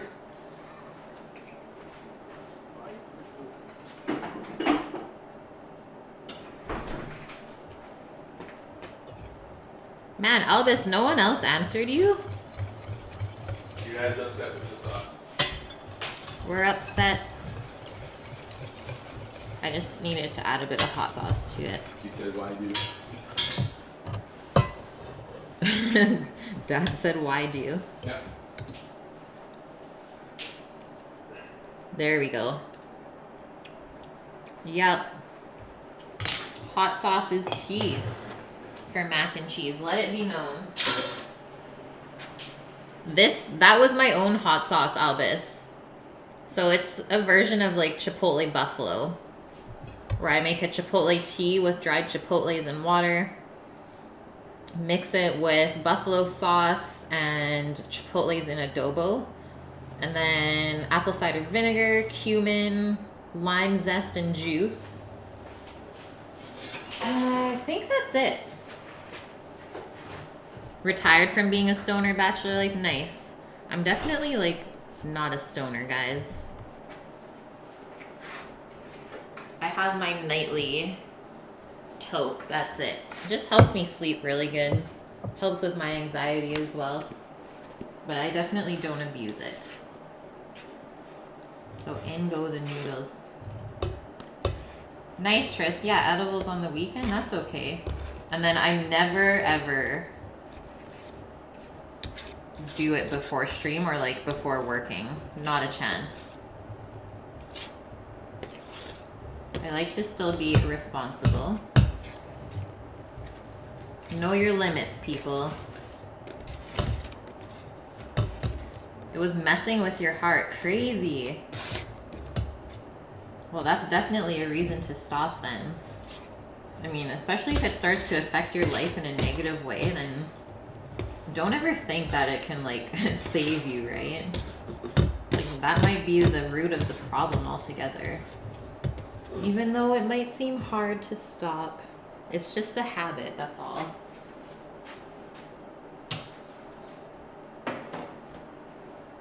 Habits can be quit.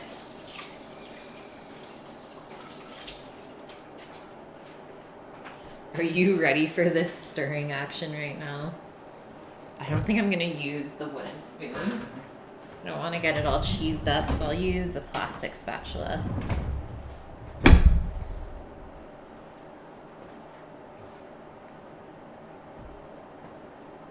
How about baked with Kate? Is that baked too? I don't know yet, Trist. I'm really not sure. I don't think I will be like stoned during stream. That'll just be weird for me. I like to have all my senses while I stream. Holy guys. Getting cheesy. Yeah, listen to it. ASMR.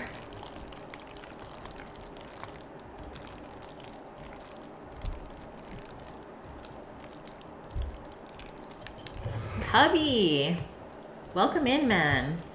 How are your streams been going? And thank you for the 50 biddies. How much for me to use my hands, Millie? I would totally do it. I'm not scared. I love to cook and like eat with my hands. Oh my god. I can't believe I'm making this right now, to be honest. Okay, let me have one more taste and then we'll pour it into the pan.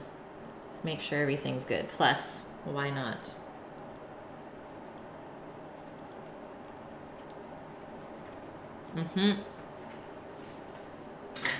Perfect. The pasta was not over salted, so it's good that I did add that little bit of extra salt into the sauce. What, Steve? Don't stoners think it can cure everything, though? I mean, I guess that means I'm not a stoner. I don't know. I'm quite sure it can't cure everything. Yeah. Oh, this is gooey. Just wait for this part. Mr. Niner, did somebody say grilled beef? It looks so good. I want to die. We be cheesing it up in here.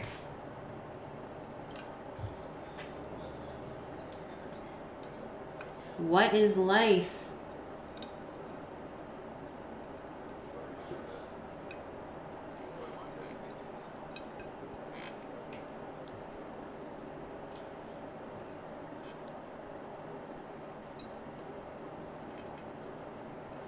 And yes, we are scraping every last bit into there.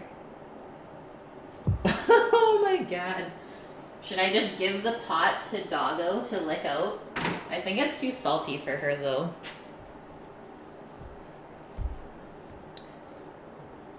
Cubby, work got busy, so stream's been lacking. Sad for you. I feel you though.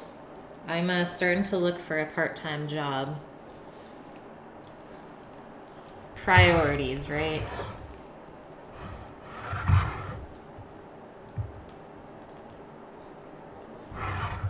we're just smoothing it all out into one even layer. That way it bakes up nicely. You can tell that the macaroni is cooked perfectly because it's not falling apart as I kind of play around with it. Okay, that looks good. And then the topping. More cheese? Did someone say more cheese?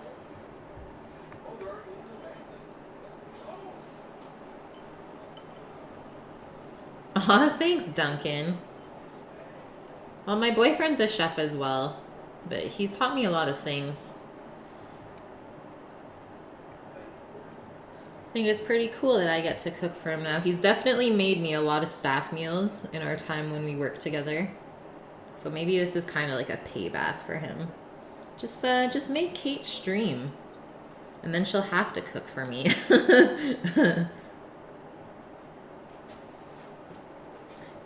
Indognito, what's up?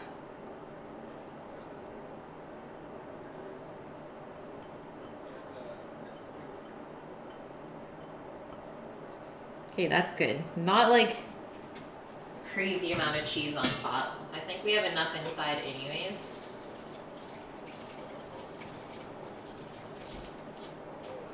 Then if you wanted to make it a little bit crunchy, you could put panko on top as well.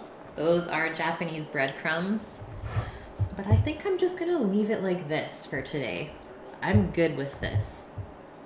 You bake it for 20 to 25 minutes, it said. Boom, ba-doom, boom. So this can just sit out at room temp, and I think we're gonna move on to lighting the grill and all that fun stuff. Yeah, there's never a thing as too much cheese. Cheese with cheese on top. Done. Grilled cheeses. Okay, that is cool. What's going on with our oils? I think it might be time to take it off. Let me grab a spoon and check it out. You don't think your messages are coming through, Trist?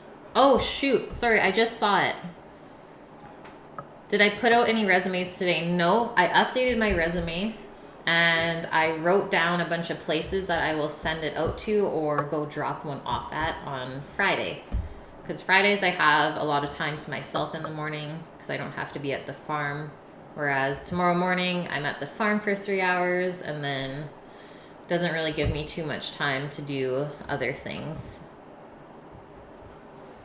Is the Wellness Wednesday ironic? No, Albus, because this was gonna make you feel so good when you eat it. And yes, Steve. Yeah, I made lasagna for Tristan. I made the noodles from scratch and everything.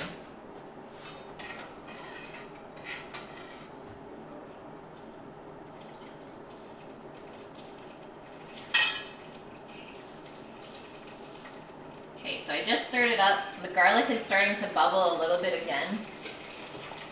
So I'll let that kind of finish cooking. You guys can hear it, yeah? And then we'll start our grill.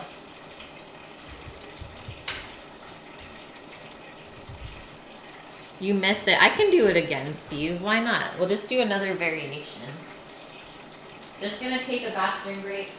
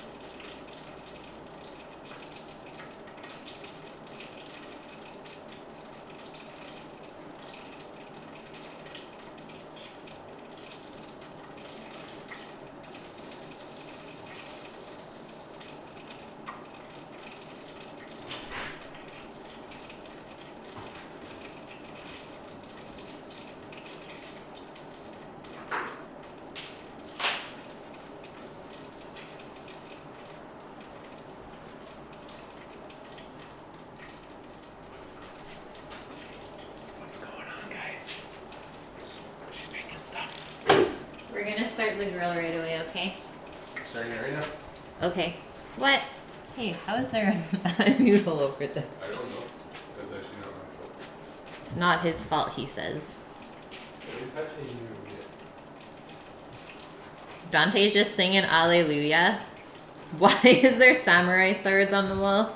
Because you never know, Mr. Niner. When you need to cut someone up. AKA probably cut like a piece of beef or something. He smelled the oil. See? Tammy always gets in trouble. Okay, let me arrange the curtains. So that maybe you guys can see us light it.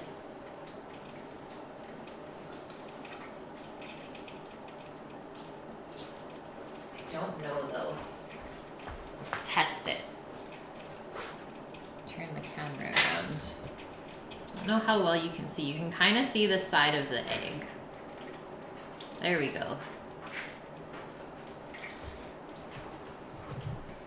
No more talk shows, Viyun. Premiering a new show. You didn't even see the asparagus right there. Thanks, Dante.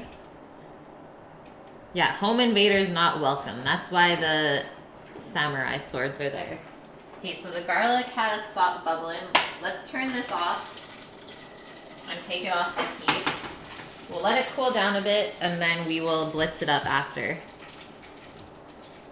Thanks, Dante.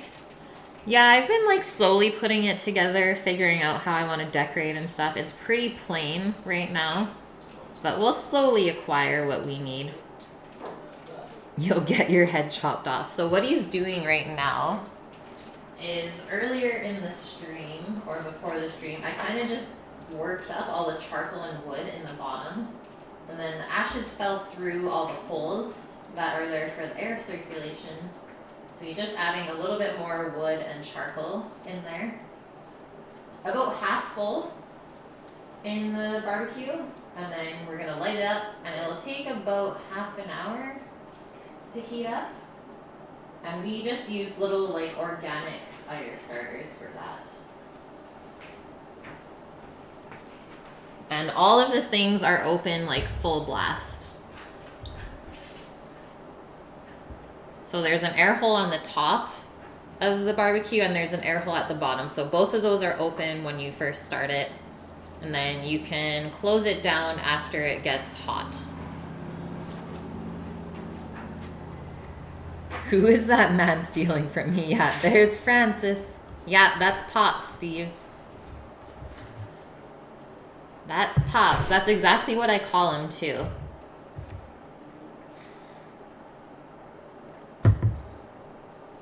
A And now we will wait, he said. Sammy gave us the thumbs up. Okay, so now we're going to be chilling, which is perfect time for us to do story time real quick. So what do we have in here right now?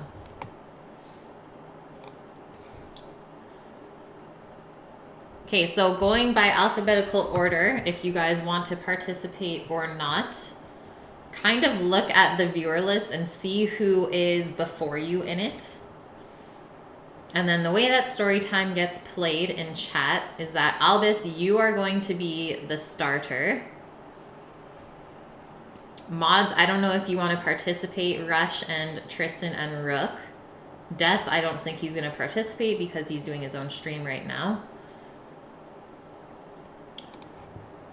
So maybe we should pick a topic first for story time. And then once we pick our topic, going down in alphabetical order, Albus will start with the first word, and then whoever goes after him will also put another word, and we will form a story together. And then after we're done, after like a couple of minutes, we won't go on too long, a couple of us will go in, make our own rendition of how it should come out to sound, and then there is a spot in Discord for you to paste it. It's under story time, and then I will read it out and see what we came up with. Yeah, that's the bike I ate it on. It was seriously the slowest fall ever. Because I kind of like stopped before this big rock. Like the rock was at least 4 feet high, like probably up to my chest. And I was like, should I attempt to go over it? I don't know, like I'll probably fall. So I definitely wasn't going fast enough, and I went down it, and then when I hit the bottom, my bike just went brrr, and like fell on top of me. Pretty hilarious. Just got a couple of cuts and bruises. I'm okay. It's been a while since I fell on a bike though. The topic is my eyebrows. If you want, Steve. No one else is objecting.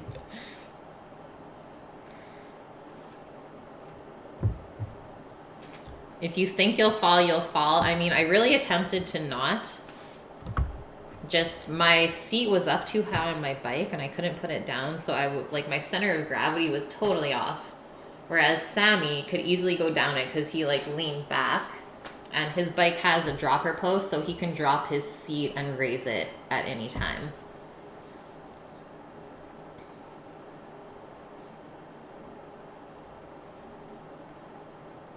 Topic should be your house, Tristan, but no one knows what your house is. We're just gonna make it all up.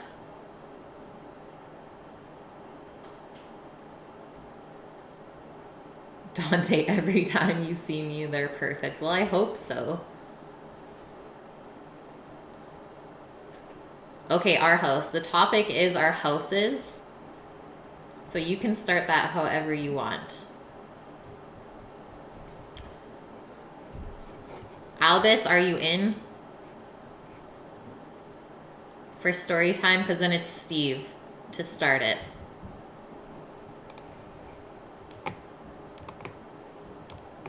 Okay, Albus is going. Steve, you're next. It should start to go pretty quick. Steve, just remember that Albus is before you. Tristan, that's not alphabetical order, but we'll keep going. If you guys just want to type as well, just type.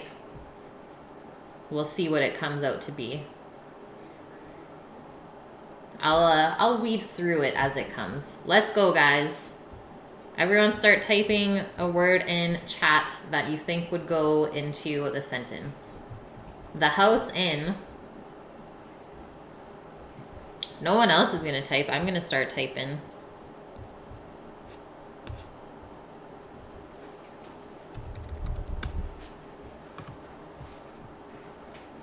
The house in Souk. Jim, you have played Storytime, have you not? We've done this like 3 or 4 times already. The house in Souk, BC was...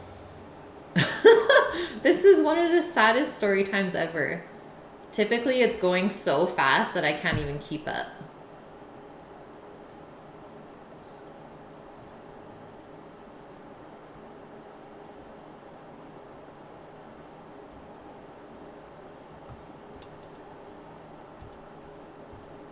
Okay, you guys keep going. I'm gonna pour the oil into the blender.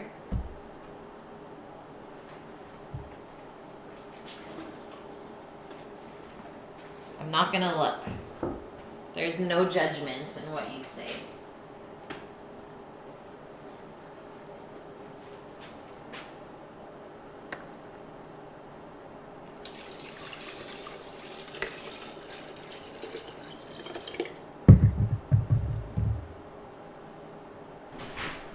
Yum.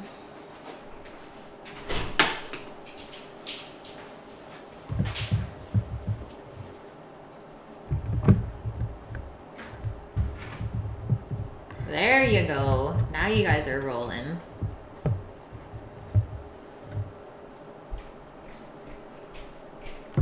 Okay, I'm gonna blend this. You guys keep going. We need a good paragraph.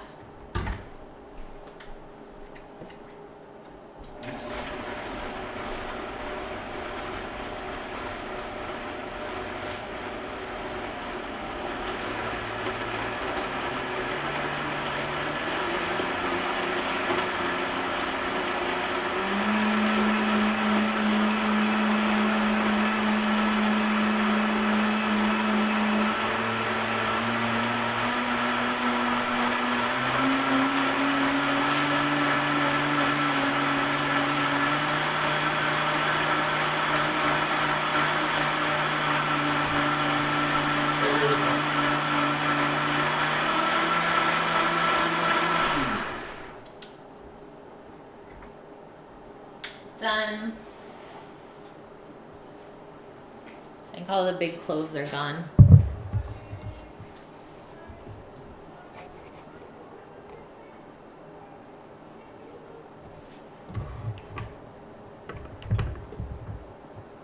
That's steam though. Why am I getting yelled at right now by a dog?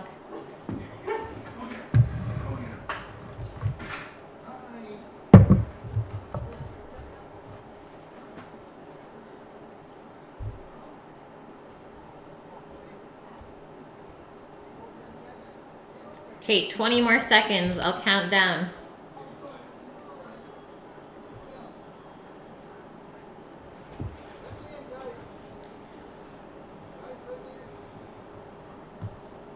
Ten. 5. That's it. We're done at Harry. Okay, we're done. We're done at balls. We're done. You guys would. You guys would. Okay, Trist, you're the end of it. Posh, come here. Come say hi. Come here. No. Come here. You want some cheese? Oh, cheese. She's like, yes.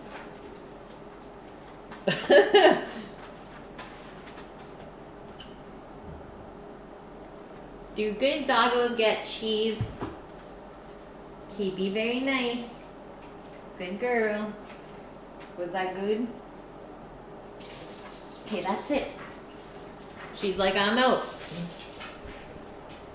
She gone.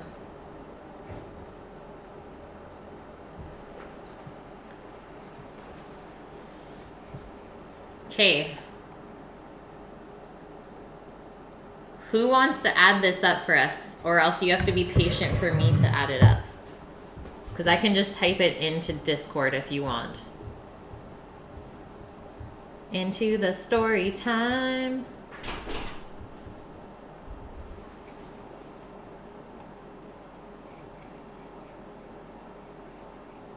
You missed the 12 pounds of lemon pepper.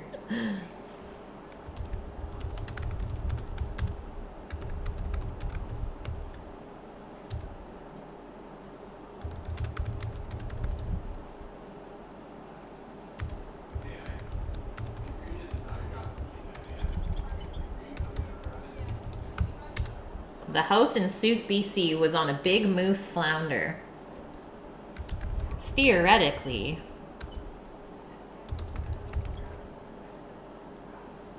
It's my eyebrows that are 3D.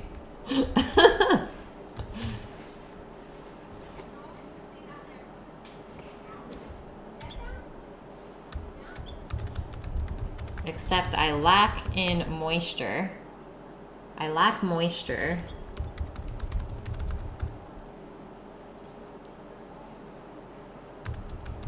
And palettes. I lack moisture and palettes.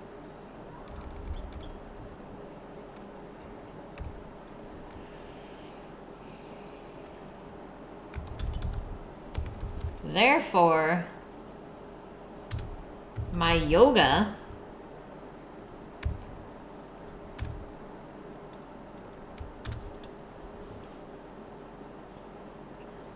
is so satisfactorily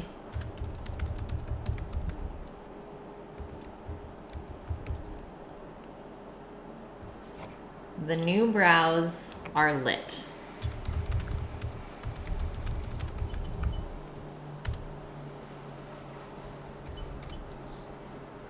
Are lit on fire.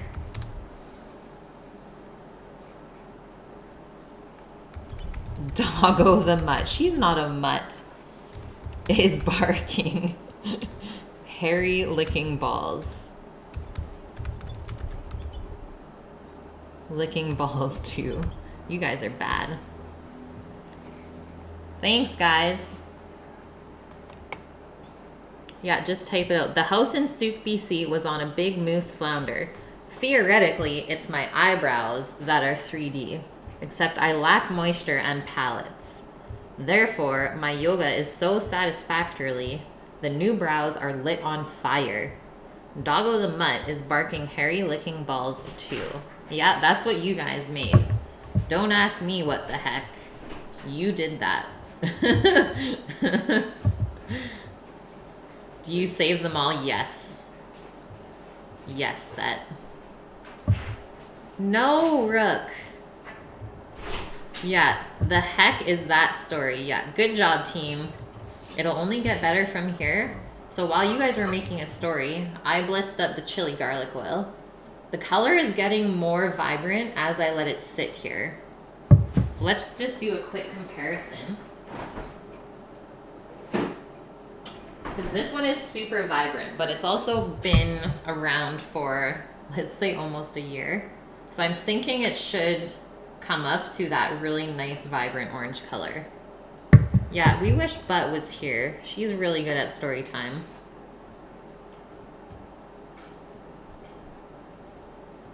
Yeah, turn them all into a book. Well, I plan on posting them on Discord. Oh, I didn't even see Sammy posted photos of the barbecue. Perfect. Yay for Sammy. You had no idea, Steve. I know, it was perfect at the end.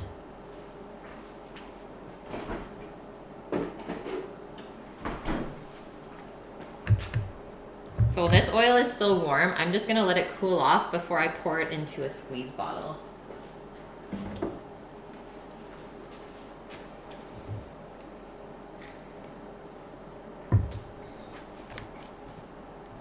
And then I also have a question for today.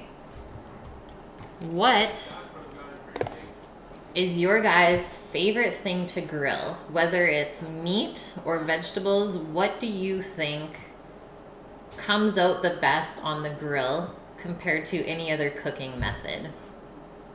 It was not the worst, Steve. It was not the worst. We've had some pretty bad stories be made on here before. So I'm kind of glad they're not on Discord.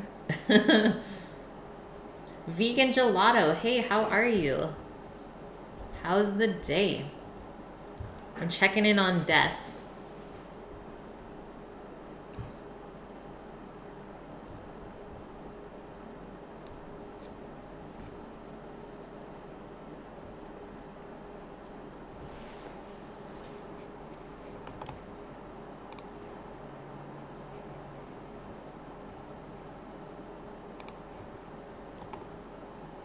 You love the grill, so it's hard to pick. Grilled green bell peppers and onions. That's your favorite thing, Trist? You know what, though? Grilled peppers and onions is so good. Pork shoulder, pork butt is the easiest and most forgiving cut of meat on the grill. That's true, Rook. It's one of those, like, set it and forget it things. Grilling fruits. Oh, yeah. Grilled pineapple is so good.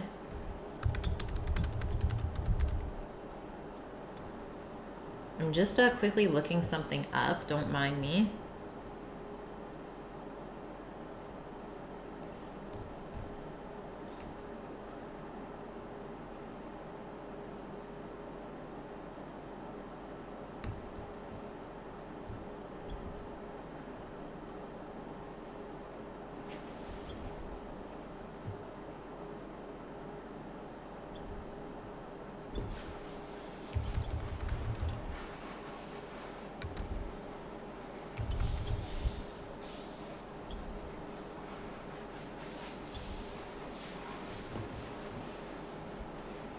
Steak is standard grill fare, but you like to wrap onions and butter in tin foil. Yum. That's a good one too.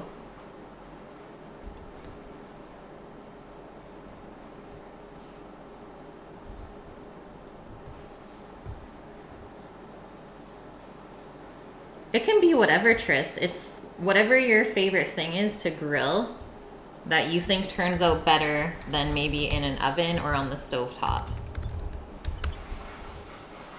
Steak is number one then.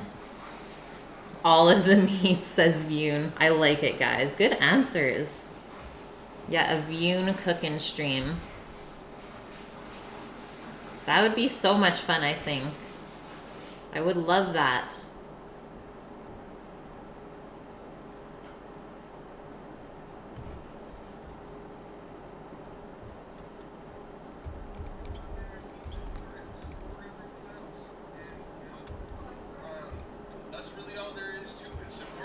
Okay, I just gifted Lemon a sub in Death's stream. I had to pay him back.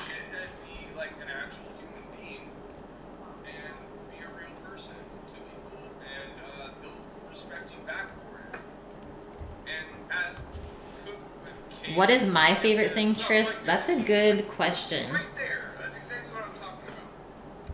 Honestly, I think one of the best things to grill... Get out of there. I can't help it, Rush. I had to get him back. He gifted me like 5 subs this week already. I do what I want. I really like grilled bread.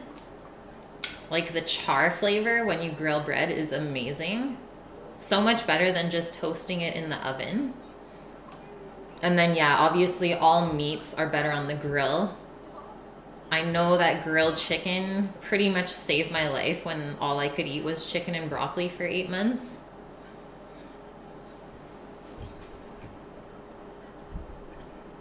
There's just something about like the charcoal and stuff that just helps create so much good flavor, and it stays so much more juicy.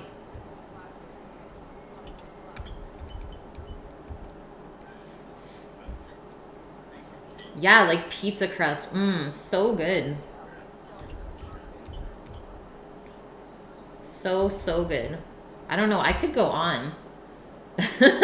Now Death's getting me back. Debate. Yes, Vune. Charcoal grills versus gas grills. But I'm not sure if everyone's used charcoal grills before. I was doing a bodybuilding prep for 8 months. This was a couple years ago already. It was super, super strict. And yeah, mostly my diet was made up of chicken and some kind of greens and rice. If I did really good one week, then I would get treated with like some amazing beef meals or a treat meal where I would always choose pizza. Oh my god. Now Lemon just gifted me a sub in Death's channel. Yay, Rush. Yeah, that's good. He deserves the love.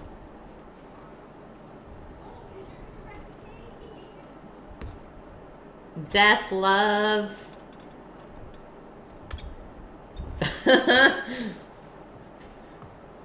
We're a badass. They're crazy. Charcoal grills make better burgers and smokers. Totally vegan gelato. Like, it has changed my life since we got the big green egg. I would way rather take the time to heat up a charcoal grill than to just turn on a propane or natural gas barbecue and grill on it. It's just like something very primitive almost, is like fire and meat is one of the first things I'm sure that humans cooked, or at least some sort of something over fire, which was literally just wood lit on fire. That's it. No gas, no nothing. It's amazing. Like, that's the simplest way you could cook. So it just kind of like brings you back down. It grounds you a bit.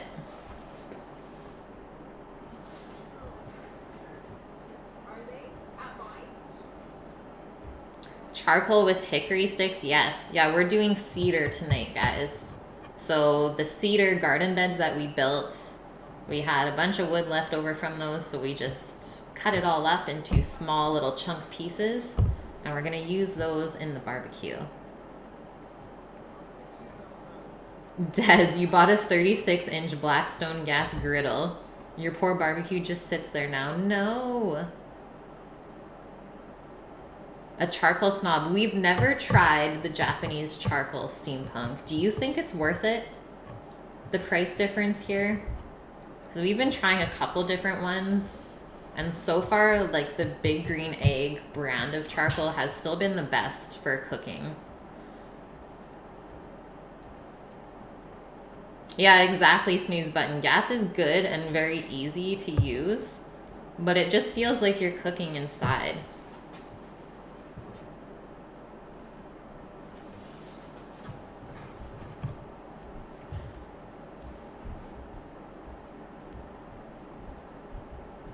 Nice view. It's nice to know that there's a lot of charcoal cooking people in here.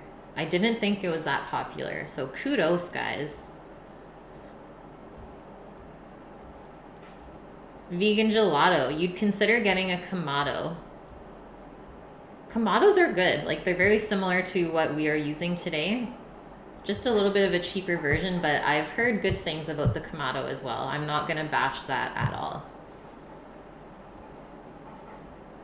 Steve, sometimes you feel like you taste the gas. Exactly, but that's also the thing with the charcoal barbecue. If you don't let it heat up properly and you put your meat on there or whatever you're grilling too early, you're gonna taste those bad fumes from it still being like that thick smoke. Or that's why you have to take so much more time. Pock steampunk. Kate, I'm opening a tab right now and I'm gonna check it out.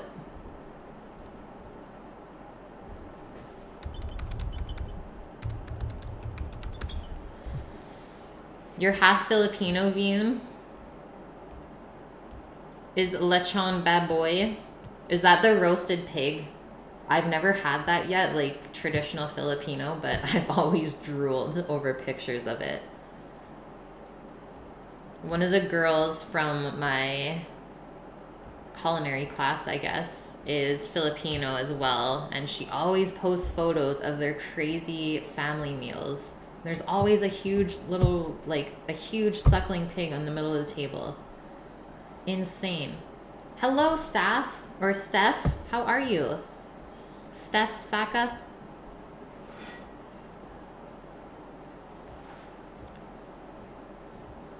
Grill is good to go in 15-20. Oh, shit. Okay, we better turn on the oven then. I think it's 375. For our mac and cheese, so we'll get that in, and then like I said, the steak relax oven. The steak will only take about 10 minutes. Let's do 365. So you got 8 minutes for that to heat up.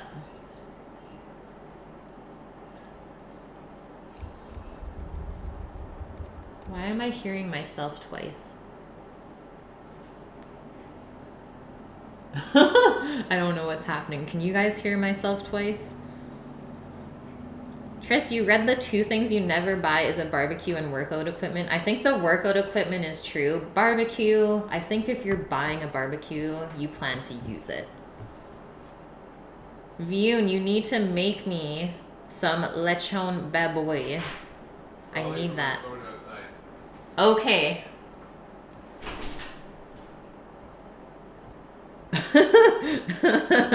Rook is so offended. Yeah, don't even sass barbecue like that. Steve, you've had the roasted pig? Nice.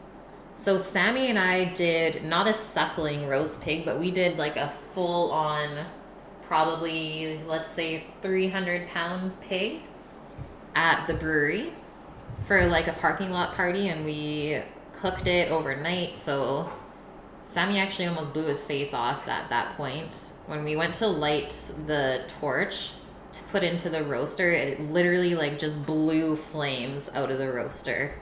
And we just turned it on, so I don't know how that happened, but that was terrifying. I was like, this is like 2 o'clock in the morning. Imagine if I was not there. But it turned out amazing. And we had so much leftovers. We were eating pork forever. Thank you, Steph. I'm glad you think the mac and cheese looks good. I'm excited to bake it up and also eat it. A Conroe grill. Is that the smaller type, steampunk? Like what they use to grill in little Japanese eateries. You've had pig in the ground. It's a Samoa thing. Nice, Trist. Yeah, that's one thing that I would totally eat if I ever went to Hawaii, is to go to a barbecue. Yay, snooze button. Yeah, I just blended mine up, as I'm sure you saw. So hopefully yours turns out to be something that looks like this. And then all of the sediment from the peppers and the garlic, keep that in the oil.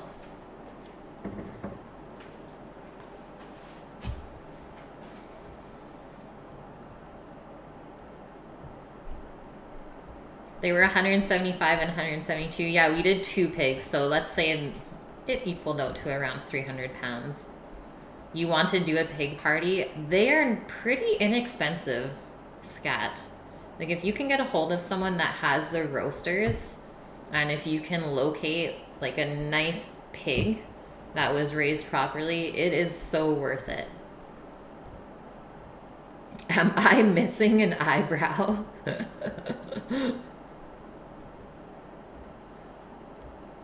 It's plus 24 out and I haven't really been outside. See, that's why I wanted to stream earlier. It all makes sense.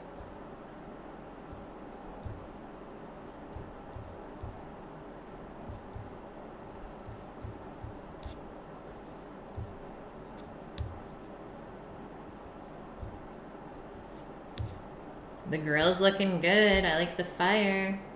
OMG, Pete. How are you, man? You were going to buy a China something roaster, scat. Huh.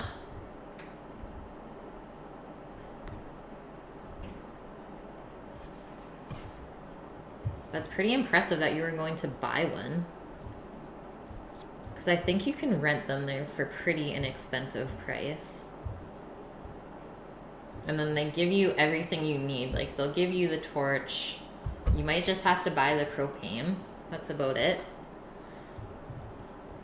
But it's also not an easy thing. I would start with like a suckling pig and work your way up. Especially if you're doing this by yourself.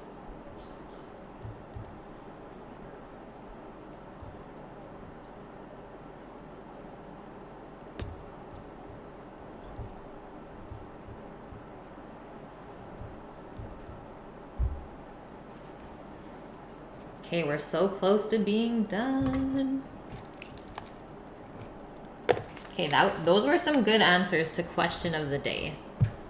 And I think my favorite meat cooked on charcoal would have to be a brisket. 100%.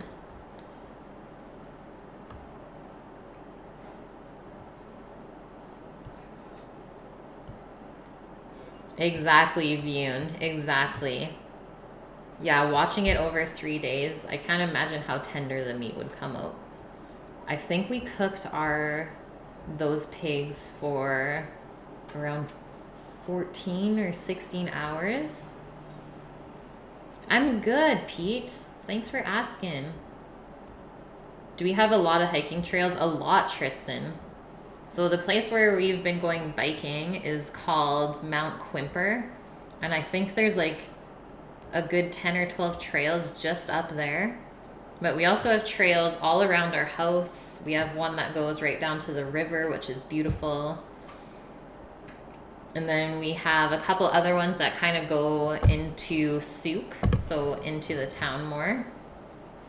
And then lots of different trails on different mountains everywhere. Like you'll just see people pulled off of the side of the highway and like see a trail that goes somewhere.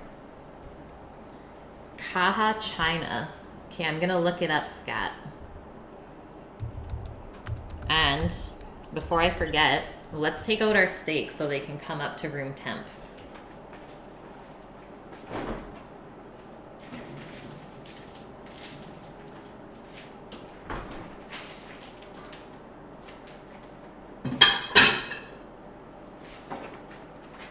We're just gonna put them onto the sheet pan that had the mac and cheese on it.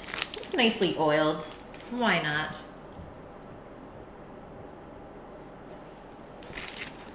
It was a whole event in your village, Vune.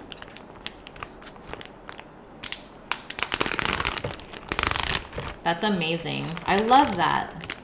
Yeah, it's very primitive. Rook. Hiking on Mount Cheese, the struggle. It is fun, Tris. I think you would love it if you ever came to visit. There's a lot of stuff to do out here. So here's our beautiful strip steaks that we cut from a full strip loin. The one on the end here has a bigger fat cap and it's also thinner, so it'll have to be cooked for just a little bit less. Oh no, Snooze. Well, you don't have to blend it up right away. You'll still get the flavor from it just sitting there, so don't stress out too much. Cut the fat off. Never, Trist. This is what's gonna keep your steak nice and moist when you cook it. Okay, that was our oven. Let me just wash my hands up for a sec. We'll put the mac and cheese in.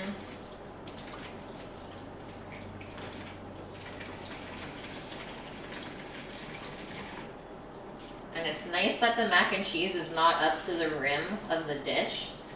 Because now I don't have to worry about it going over in the oven. Snooze, all you need is a new washer. Okay, the blender leaks out the bottom. Boo!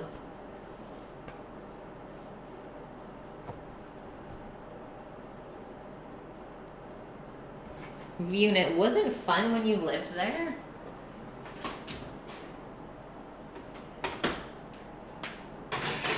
Top shelf mat. Let's set a timer for 20. And then we'll check it at that point.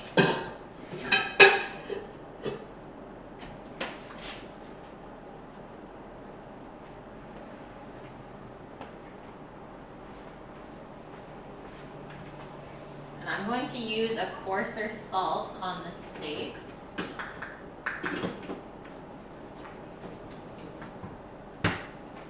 So I always find it is just a lot better when you use a coarser salt on a steak. Takes a bit longer for it to kind of melt in.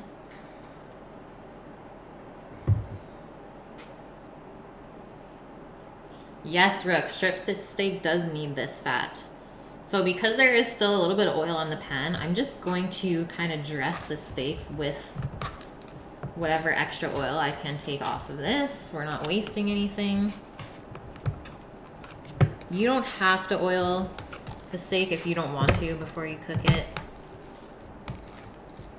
It'll just help it sear a little bit better. But these strips look nice and marbled.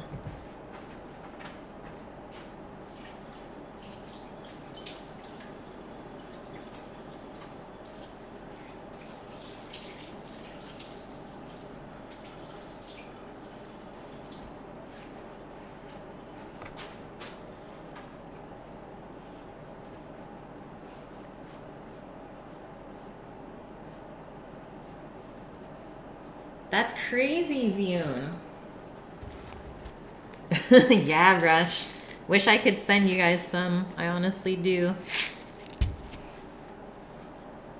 Okay, Dante. Yeah, we're still here, man. Will I be making tamales next week? They're written down, Trist. I will make tamales. I think so. I would like to. So get a good coating of salt on there.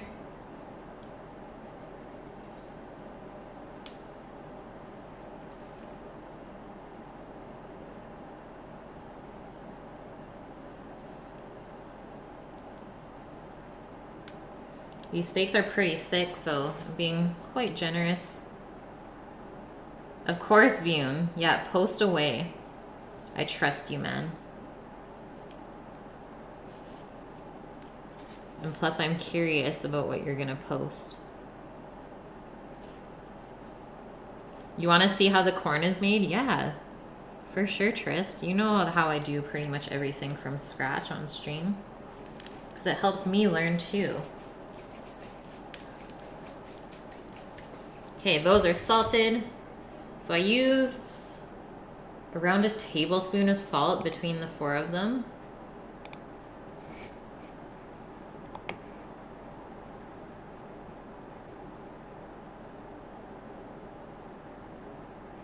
Okay, Vune. That's your spot. Alos.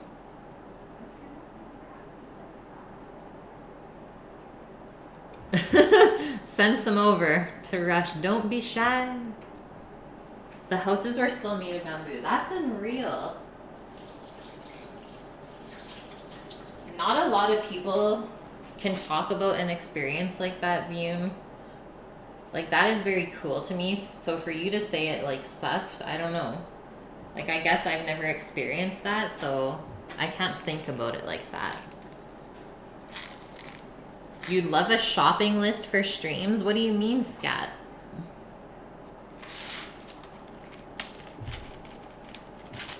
Thanks, Bachelor. Yeah, these are some good looking cuts. We purchased a whole strip loin last week and then just butchered it ourselves.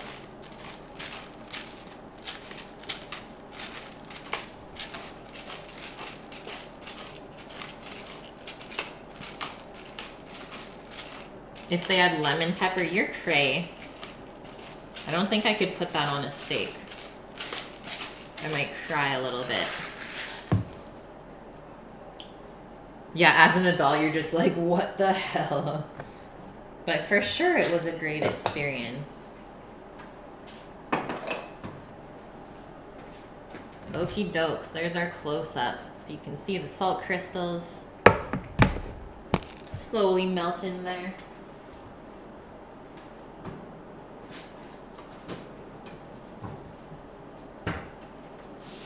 Our 2 grilling trays are good to go. I'll set Sammy up with some tongs. I'm probably gonna go out there with him, guys, not gonna lie. Done and done.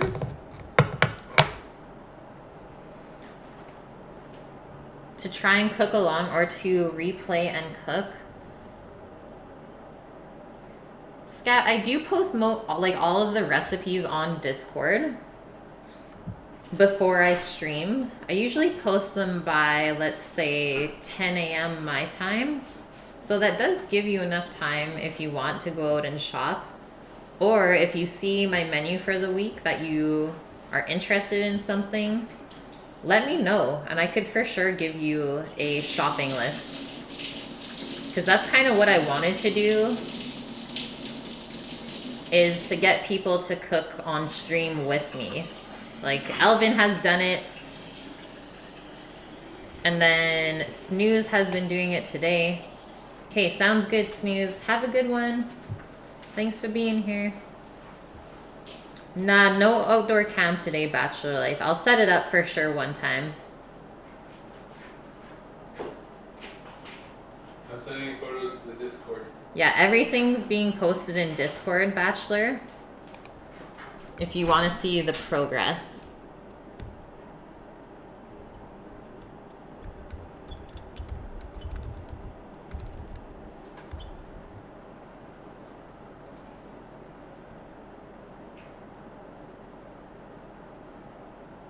Yay, snooze. Good. That's awesome. Thanks for the biddies, scat. 50 biddies.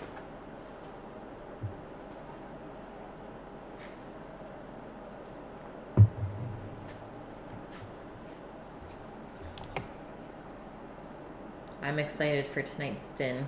I think I'll just go quickly grab a plate for plating because I just want plain white today. Sounds good, Bachelor. You're heading out. Have a good one, man. Thanks for being here again. So I'm gonna go run and grab that plate. So I'll be right back. And then we're gonna carry on. We're almost there, guys.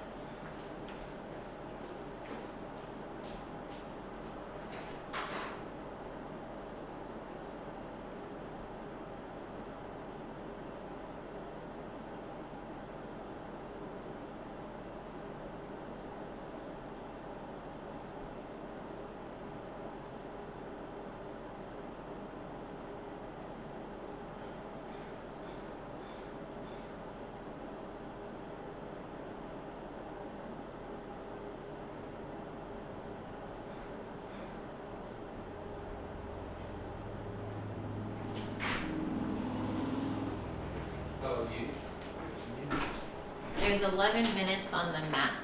Okay. And then we should be good. Start doing asparagus first then? I think we can. Okay. I think that'll be good. You just want foil to cover it with after? Yeah. Okay. Hey Eric, how are you? Just fighting already. Yeah, living there as a teenager, Vune, I'm sure it was not the funnest of times. For sure not. Okay, the asparagus is going out. It's getting grilled up. So I'll probably pop out and just take a photo while Sammy's doing that. Then we have 10 minutes left on the Mac. That's baking.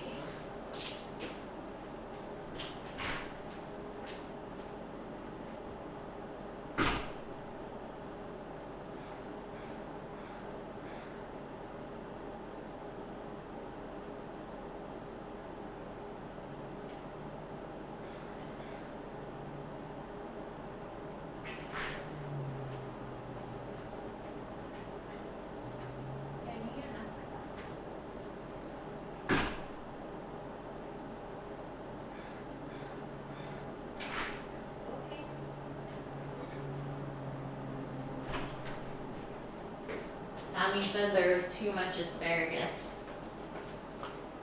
But I guess he's home for lunch tomorrow, so he said he'll cook it. We'll see. She's gone, Jim. She left ya. Nah, I'm not leaving you guys. Don't worry. Just quickly posting on Discord. Keeping you updated.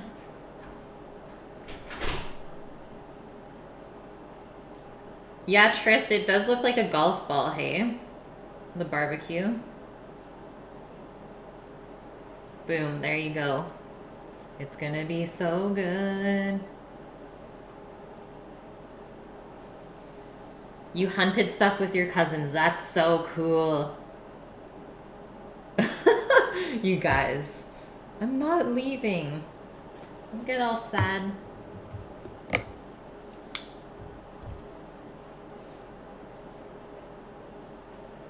Cashew and mangoes. Nice, Vune. I remember when I was in Thailand, the cashew trees were just everywhere. Do you know what, DJ AK? I went fishing a lot when I was younger too, though, Vune.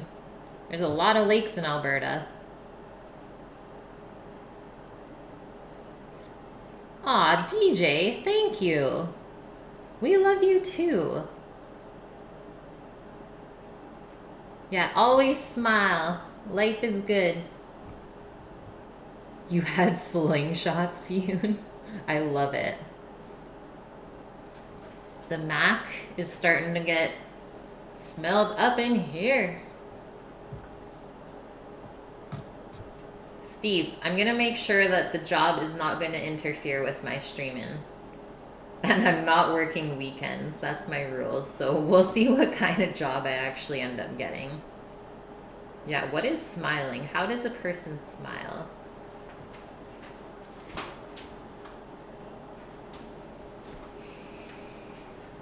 Massively cheesy in there.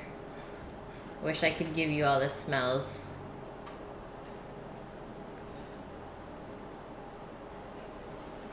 And I think it's time to turn on the lights.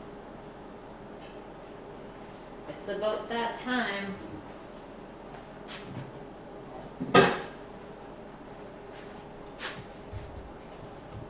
I'm not rich, Tristan. I have a bunch of debt to pay off, and I hate that it's just like looming there. So I'd rather just work part-time and chip away at it slowly than to just have it sit there and do nothing. What lakes did we go to in Alberta? Hello. You need the tray back with the asparagus on.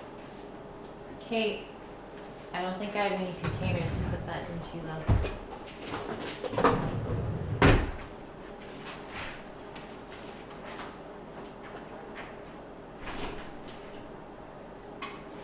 2 seconds, guys.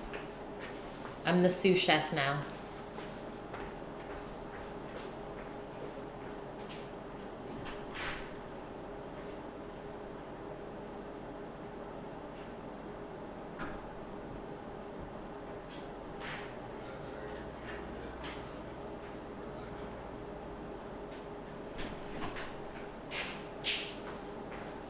Okay, lakes. I might need to ask my parents about some of them. I know Lac Santé was one of the lakes we went to.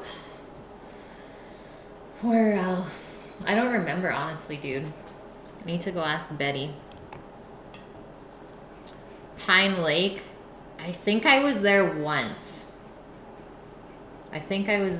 Just a sec. I'm leaving you again.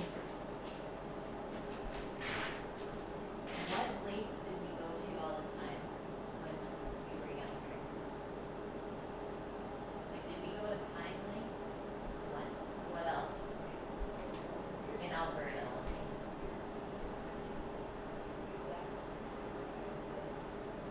Okay. Oh yeah.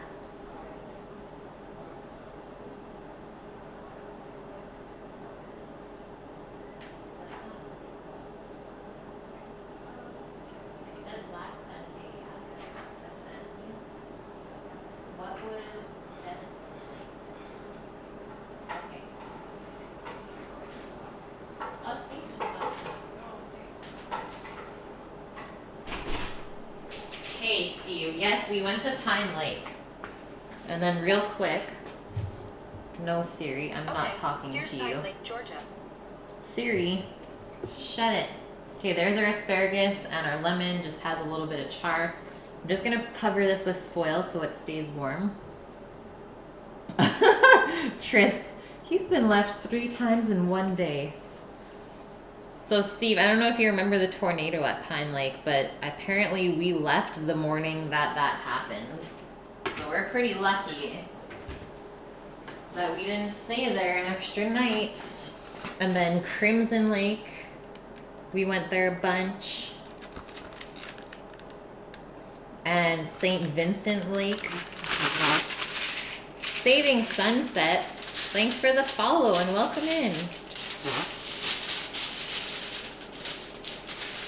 And then when we got older, we just went to the Okanagan.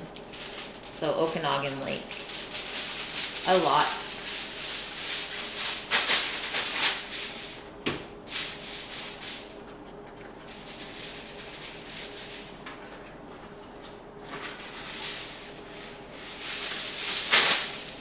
I cut it too short.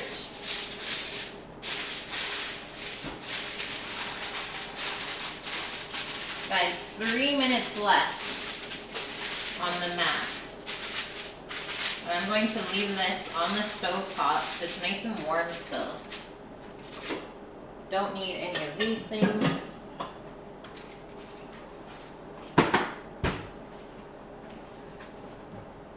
Siri won't talk to you, Jim. Well, it's probably a good thing. My Siri's crazy. Aw, Steve, that's sad.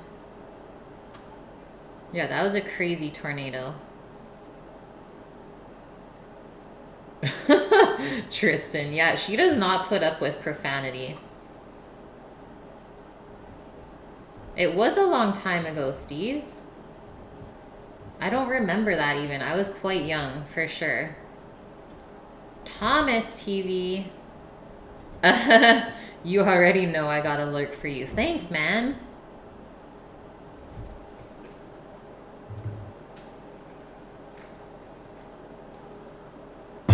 The boys. Where was the photo taken of me in the kayak with Doggo? That was Okanagan Lake. We were just outside, or like right in between Vernon and Kelowna. We would rent big houses out there for like a week or two at a time and then just stay right on the lake. Super fun times. A lot of crazy tubing involved. I was not a huge water skier or wakeboarder though. Tubing though, I'm in.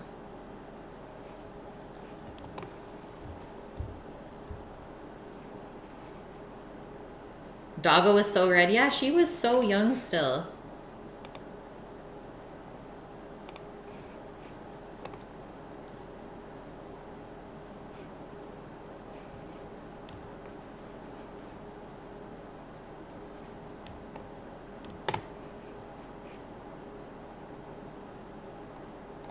Thomas, I didn't know you were a DJ. I'm gonna drop you a follow.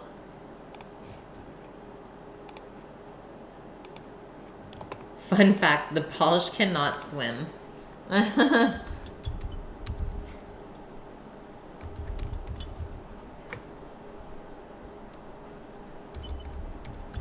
Oh, Polish.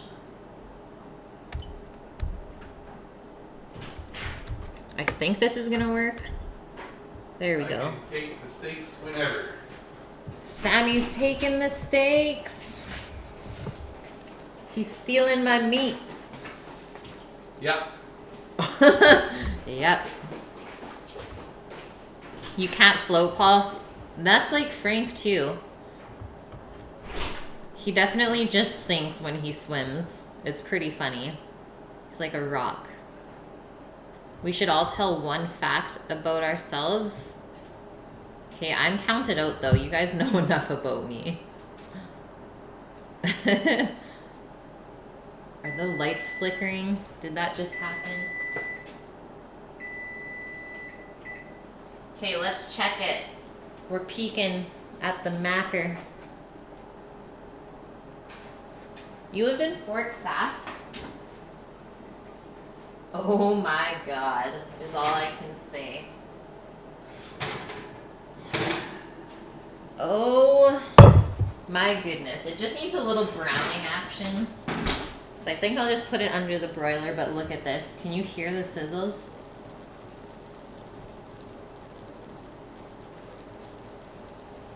The sides and everything are bubbling, so that's how we know it is hot all the way through. Let's just get a little close up. Dirty is all I can say. Yeah, Eric. That is what I expected fully. Fiscal, how are you? Okay, so oven can come off. I will leave it in there, and then once the steaks are done while they're resting, we will broil this. Yes, please, Saving Sunsets. Yes, please.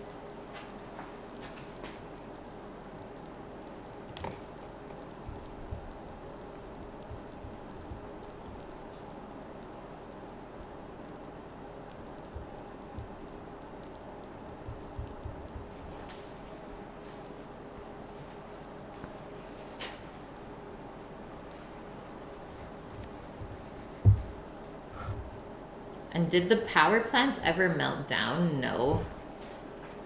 That's a no. People are funny.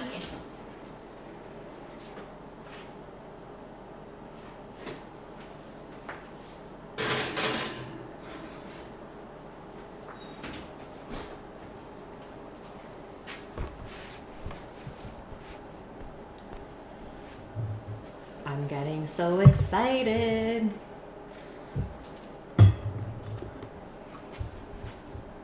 Okay, I don't know if Sammy posted a photo of the steaks. Yes, he did.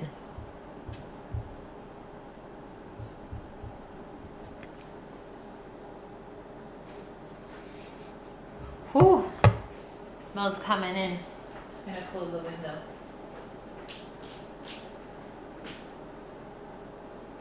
It's not that one. It's this one. Meat fire good.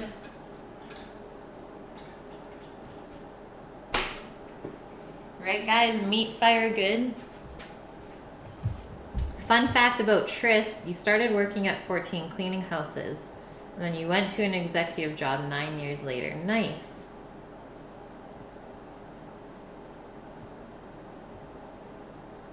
That's crazy, Steve. I did not know that. I mean, I lived in St. Albert, so I was quite close to Fort Sask. Yeah, I've been to the fort. Drove through there a bunch of times. Trist was a slum house cleaner. I mean, we all come from somewhere, man. My first job at 14 was working in Save On Foods, stocking shelves.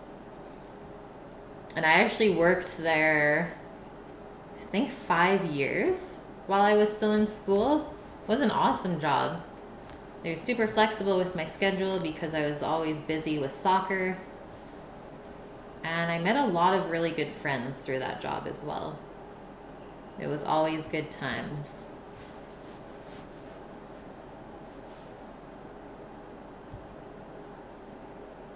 Yeah, maybe we did see each other, Steve. Just maybe.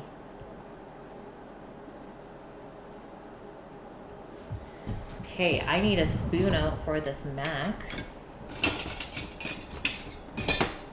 A big one. A spoon that means business. I didn't graduate high school early. Nope.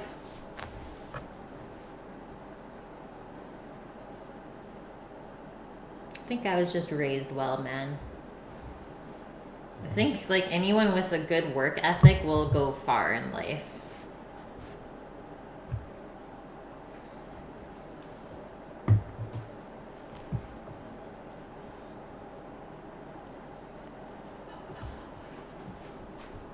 I'm checking back up on Death, seeing how he's doing.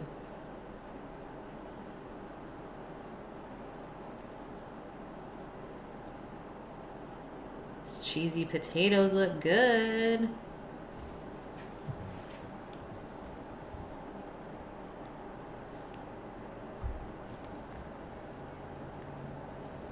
The only reason you did graduate high school is because you're so sick of it all. Yeah, pretty much, Bune.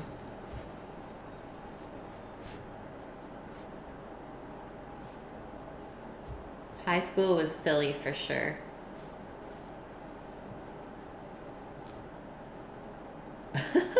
Steve, you always just say Edmonton. I do that too, even though I lived like right beside it. Scat, the hunger just hit. I know. I know. Just all of these smells.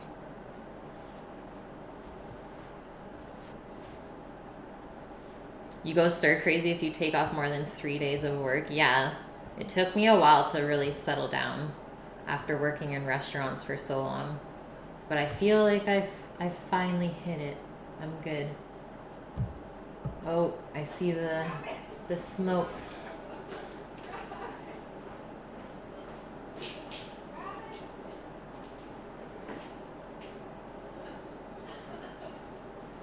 Sammy's smoking Betty out. And not with the doinks. With the grill. I get to sleep in. I don't though, Tristan. That's the thing. I still wake up at 6 a.m. every morning. And even sometimes on weekends. It's not fair. I like to wake up early though. I never used to be a morning person. But I get a lot of shit done in the mornings, which is good. Okay, the steaks are coming off. Let's turn our broiler on. AKA 500 Fahrenheit. Oh, yeah. 6.5 minutes. 6.5 minutes, guys. Oh my God. Look at this meat.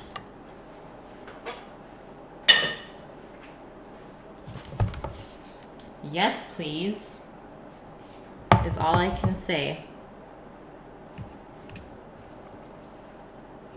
I would choose that one. Maybe that one. I don't know. It's hard to choose.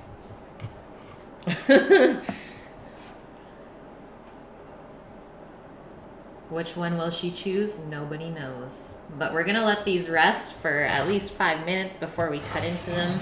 Thunderstruck, you are in here. Yeah, juicy meats. Rush is drooling. I know, I'll have to actually grill one stream for you guys, not just make Sammy do it all. But I don't really think I made him do it. I think he just likes grilling on his egg. Photos for the gram, yes.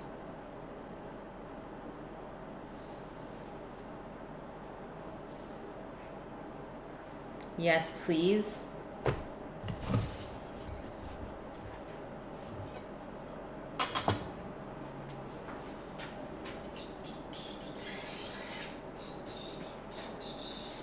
Taking this knife to slice today.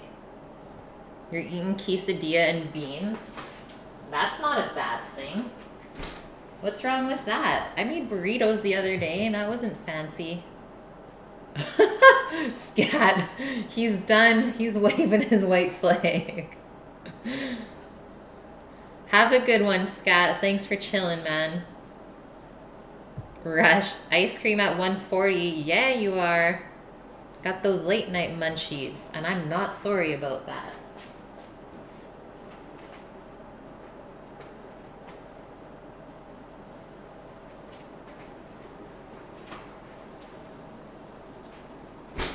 Like a minute or two left on this mac and cheese. It's not even right. Let's not serve this. Oreo ice cream, yes, Rush. I love cookies and cream. Or even, yeah, cookie dough ice cream. So good. I'm just watching this super close because I don't want the cheese to burn. Then there would probably be some tears involved. Armored, thank you. Thank you for the 50 biddies. Yeah, tomorrow's menu is actually for Vyun. That's what he chose. Good old chicken cordon bleu.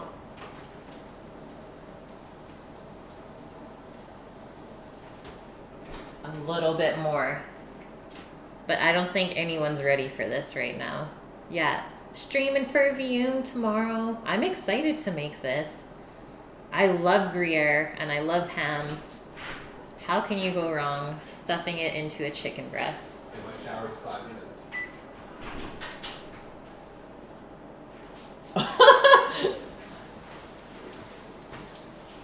You're not going in the shower, are you? Yeah.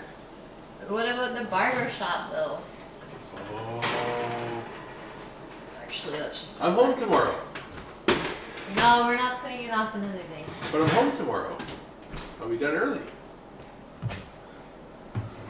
Ready, guys? Are we ready? I'm ready. What's my favorite movie? That's a hard one. I mean, my favorite kid movie is Peter Pan. But I don't know if I have like a favorite movie.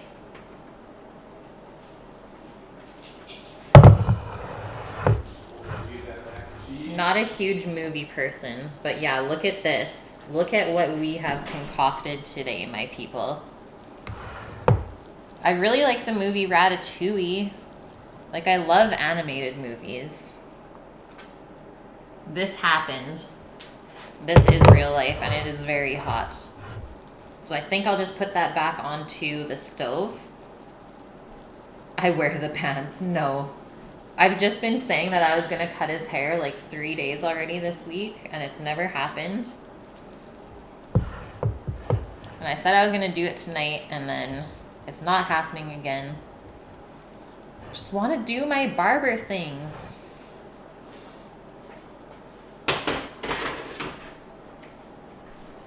Okay, so now we can take a scoop out of that while it's still hot.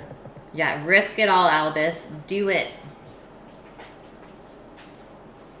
I should probably take a photo before I crush this. Cut his hair on stream. That would be hilarious. Okay, the lighting here is terrible. I'm not gonna lie. I think it might be better over here. Come on, lighting.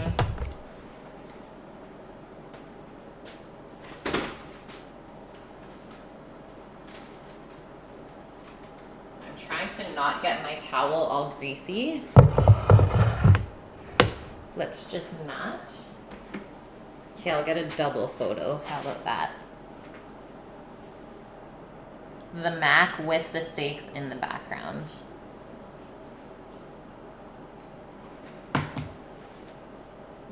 Oh my god, Tris. She would kill me. I think I would get kicked out if I ever did that. It's not worth it, man. You've never seen Betty angry. Terrifying, let's just say that. Okay, I'm going to choose this steak. I think that one has like the best char marks. This was the like really fatty piece, so I'm just gonna cut that off. I'm gonna munch on it afterwards. Let's slice it.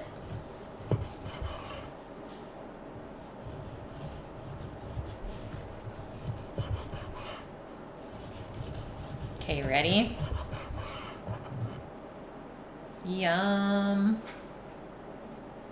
That looks like perfection. Like really, really good. Perfect mid-rare. Sammy did good, guys. I think he knows how to cook on his grill.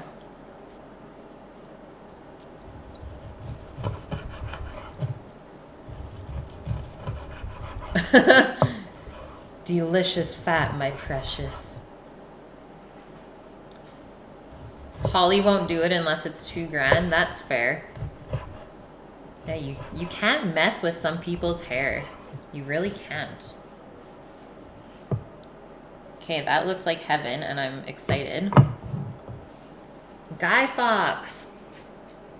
Thanks, Scoo. How's it going, Guy Fawkes?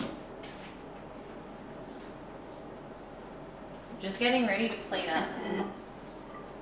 Okay, let's start with the corner piece, because you can never go wrong.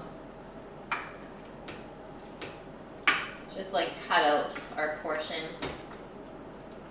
See what we're working with. It's not runny, which is great. I always hate when you get mac and cheese and the sauce is just like all in the bottom, separated from the noodles. This looks perfect. And it smells amazing too. I might need a scoop right now. Even though it's really hot. Yum. Thanks, Rook. Yeah, the steak is perfect. Quickly grabbing some asparagus.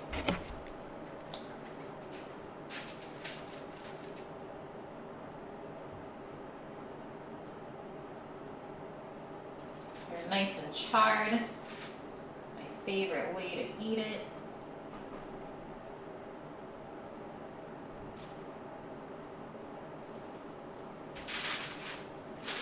Where are those little lemons at?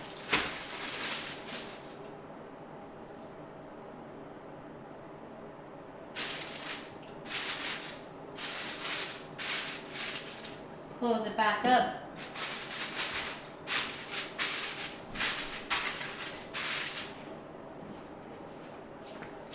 And we're getting into it.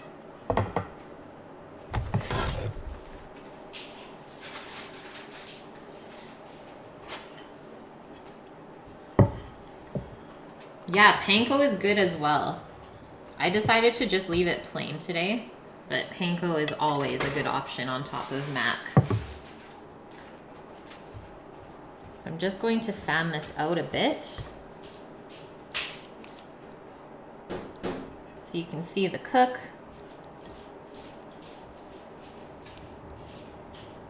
And then the end piece, I always just turn the other way, so it's still presented really nice.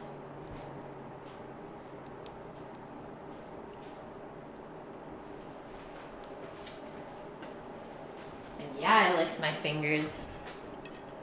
So that's what we're looking at. Wipe off the juices. And that's our simple dins. Steak, mac and cheese, grilled asparagus. Done, done. Gonna take a quick photo for the gram. Oh, Steve, I just saw that you were going. Bye, dude. Thanks for being here. And hopefully catch you tomorrow. Deep fry the leftover mac for burger buns. Only Yura. And yes, I have seen that. How's that cook? Perfect.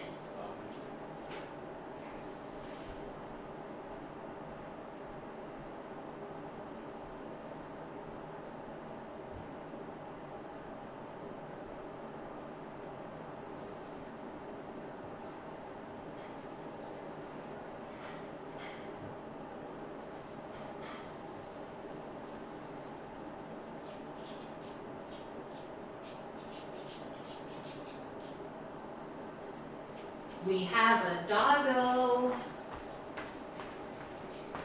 Just trying to sneak in. Mr. Zombie Bones. And there's some names I haven't seen in here before. Welcome in, everyone. How's the day? Okay, it's taste test time. Not that I have to really taste the mac to tell you it's good.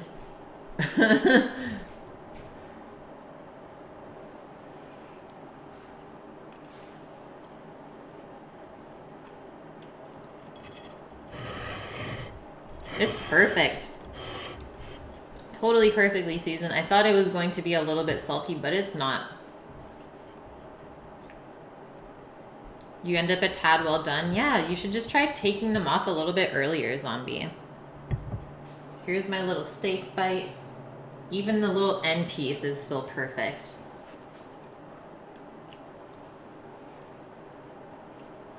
Mmm.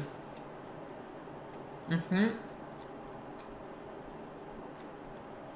The fat on there is so good. And I seasoned it good as well. It's not bland tasting. The steak flavor is just enhanced a bit by the salt.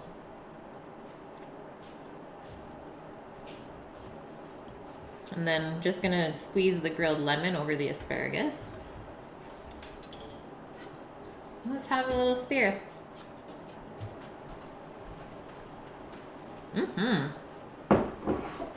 So grilling the lemon just makes it a little less astringent. Like it dulls down that sharp acidic flavor.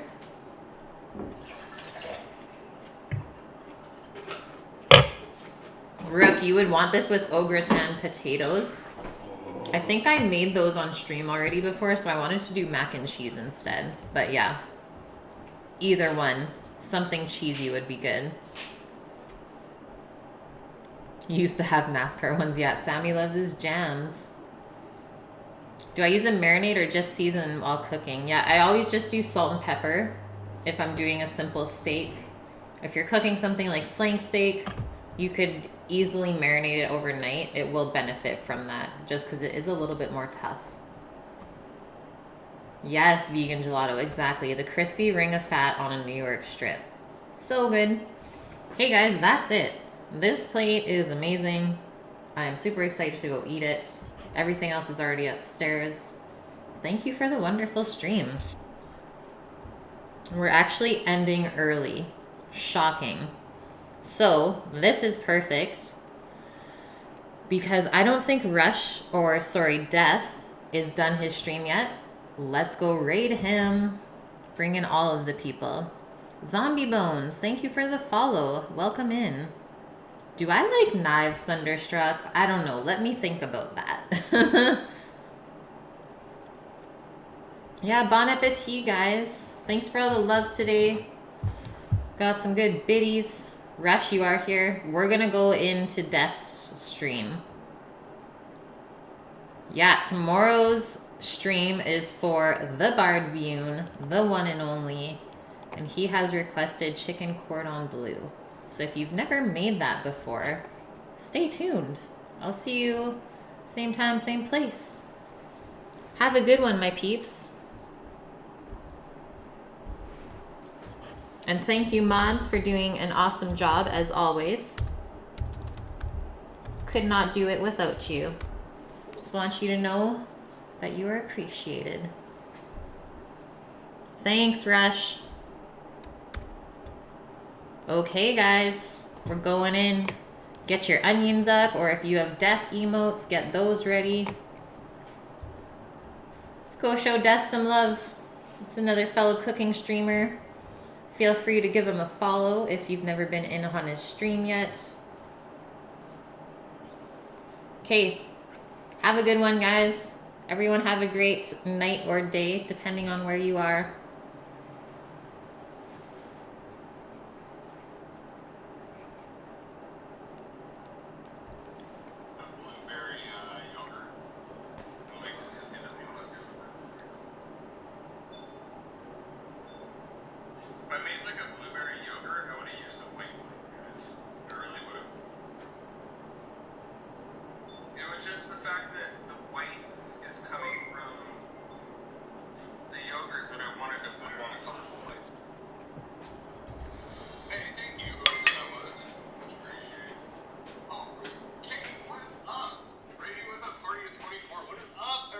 How is Kate's stream? How is everybody doing?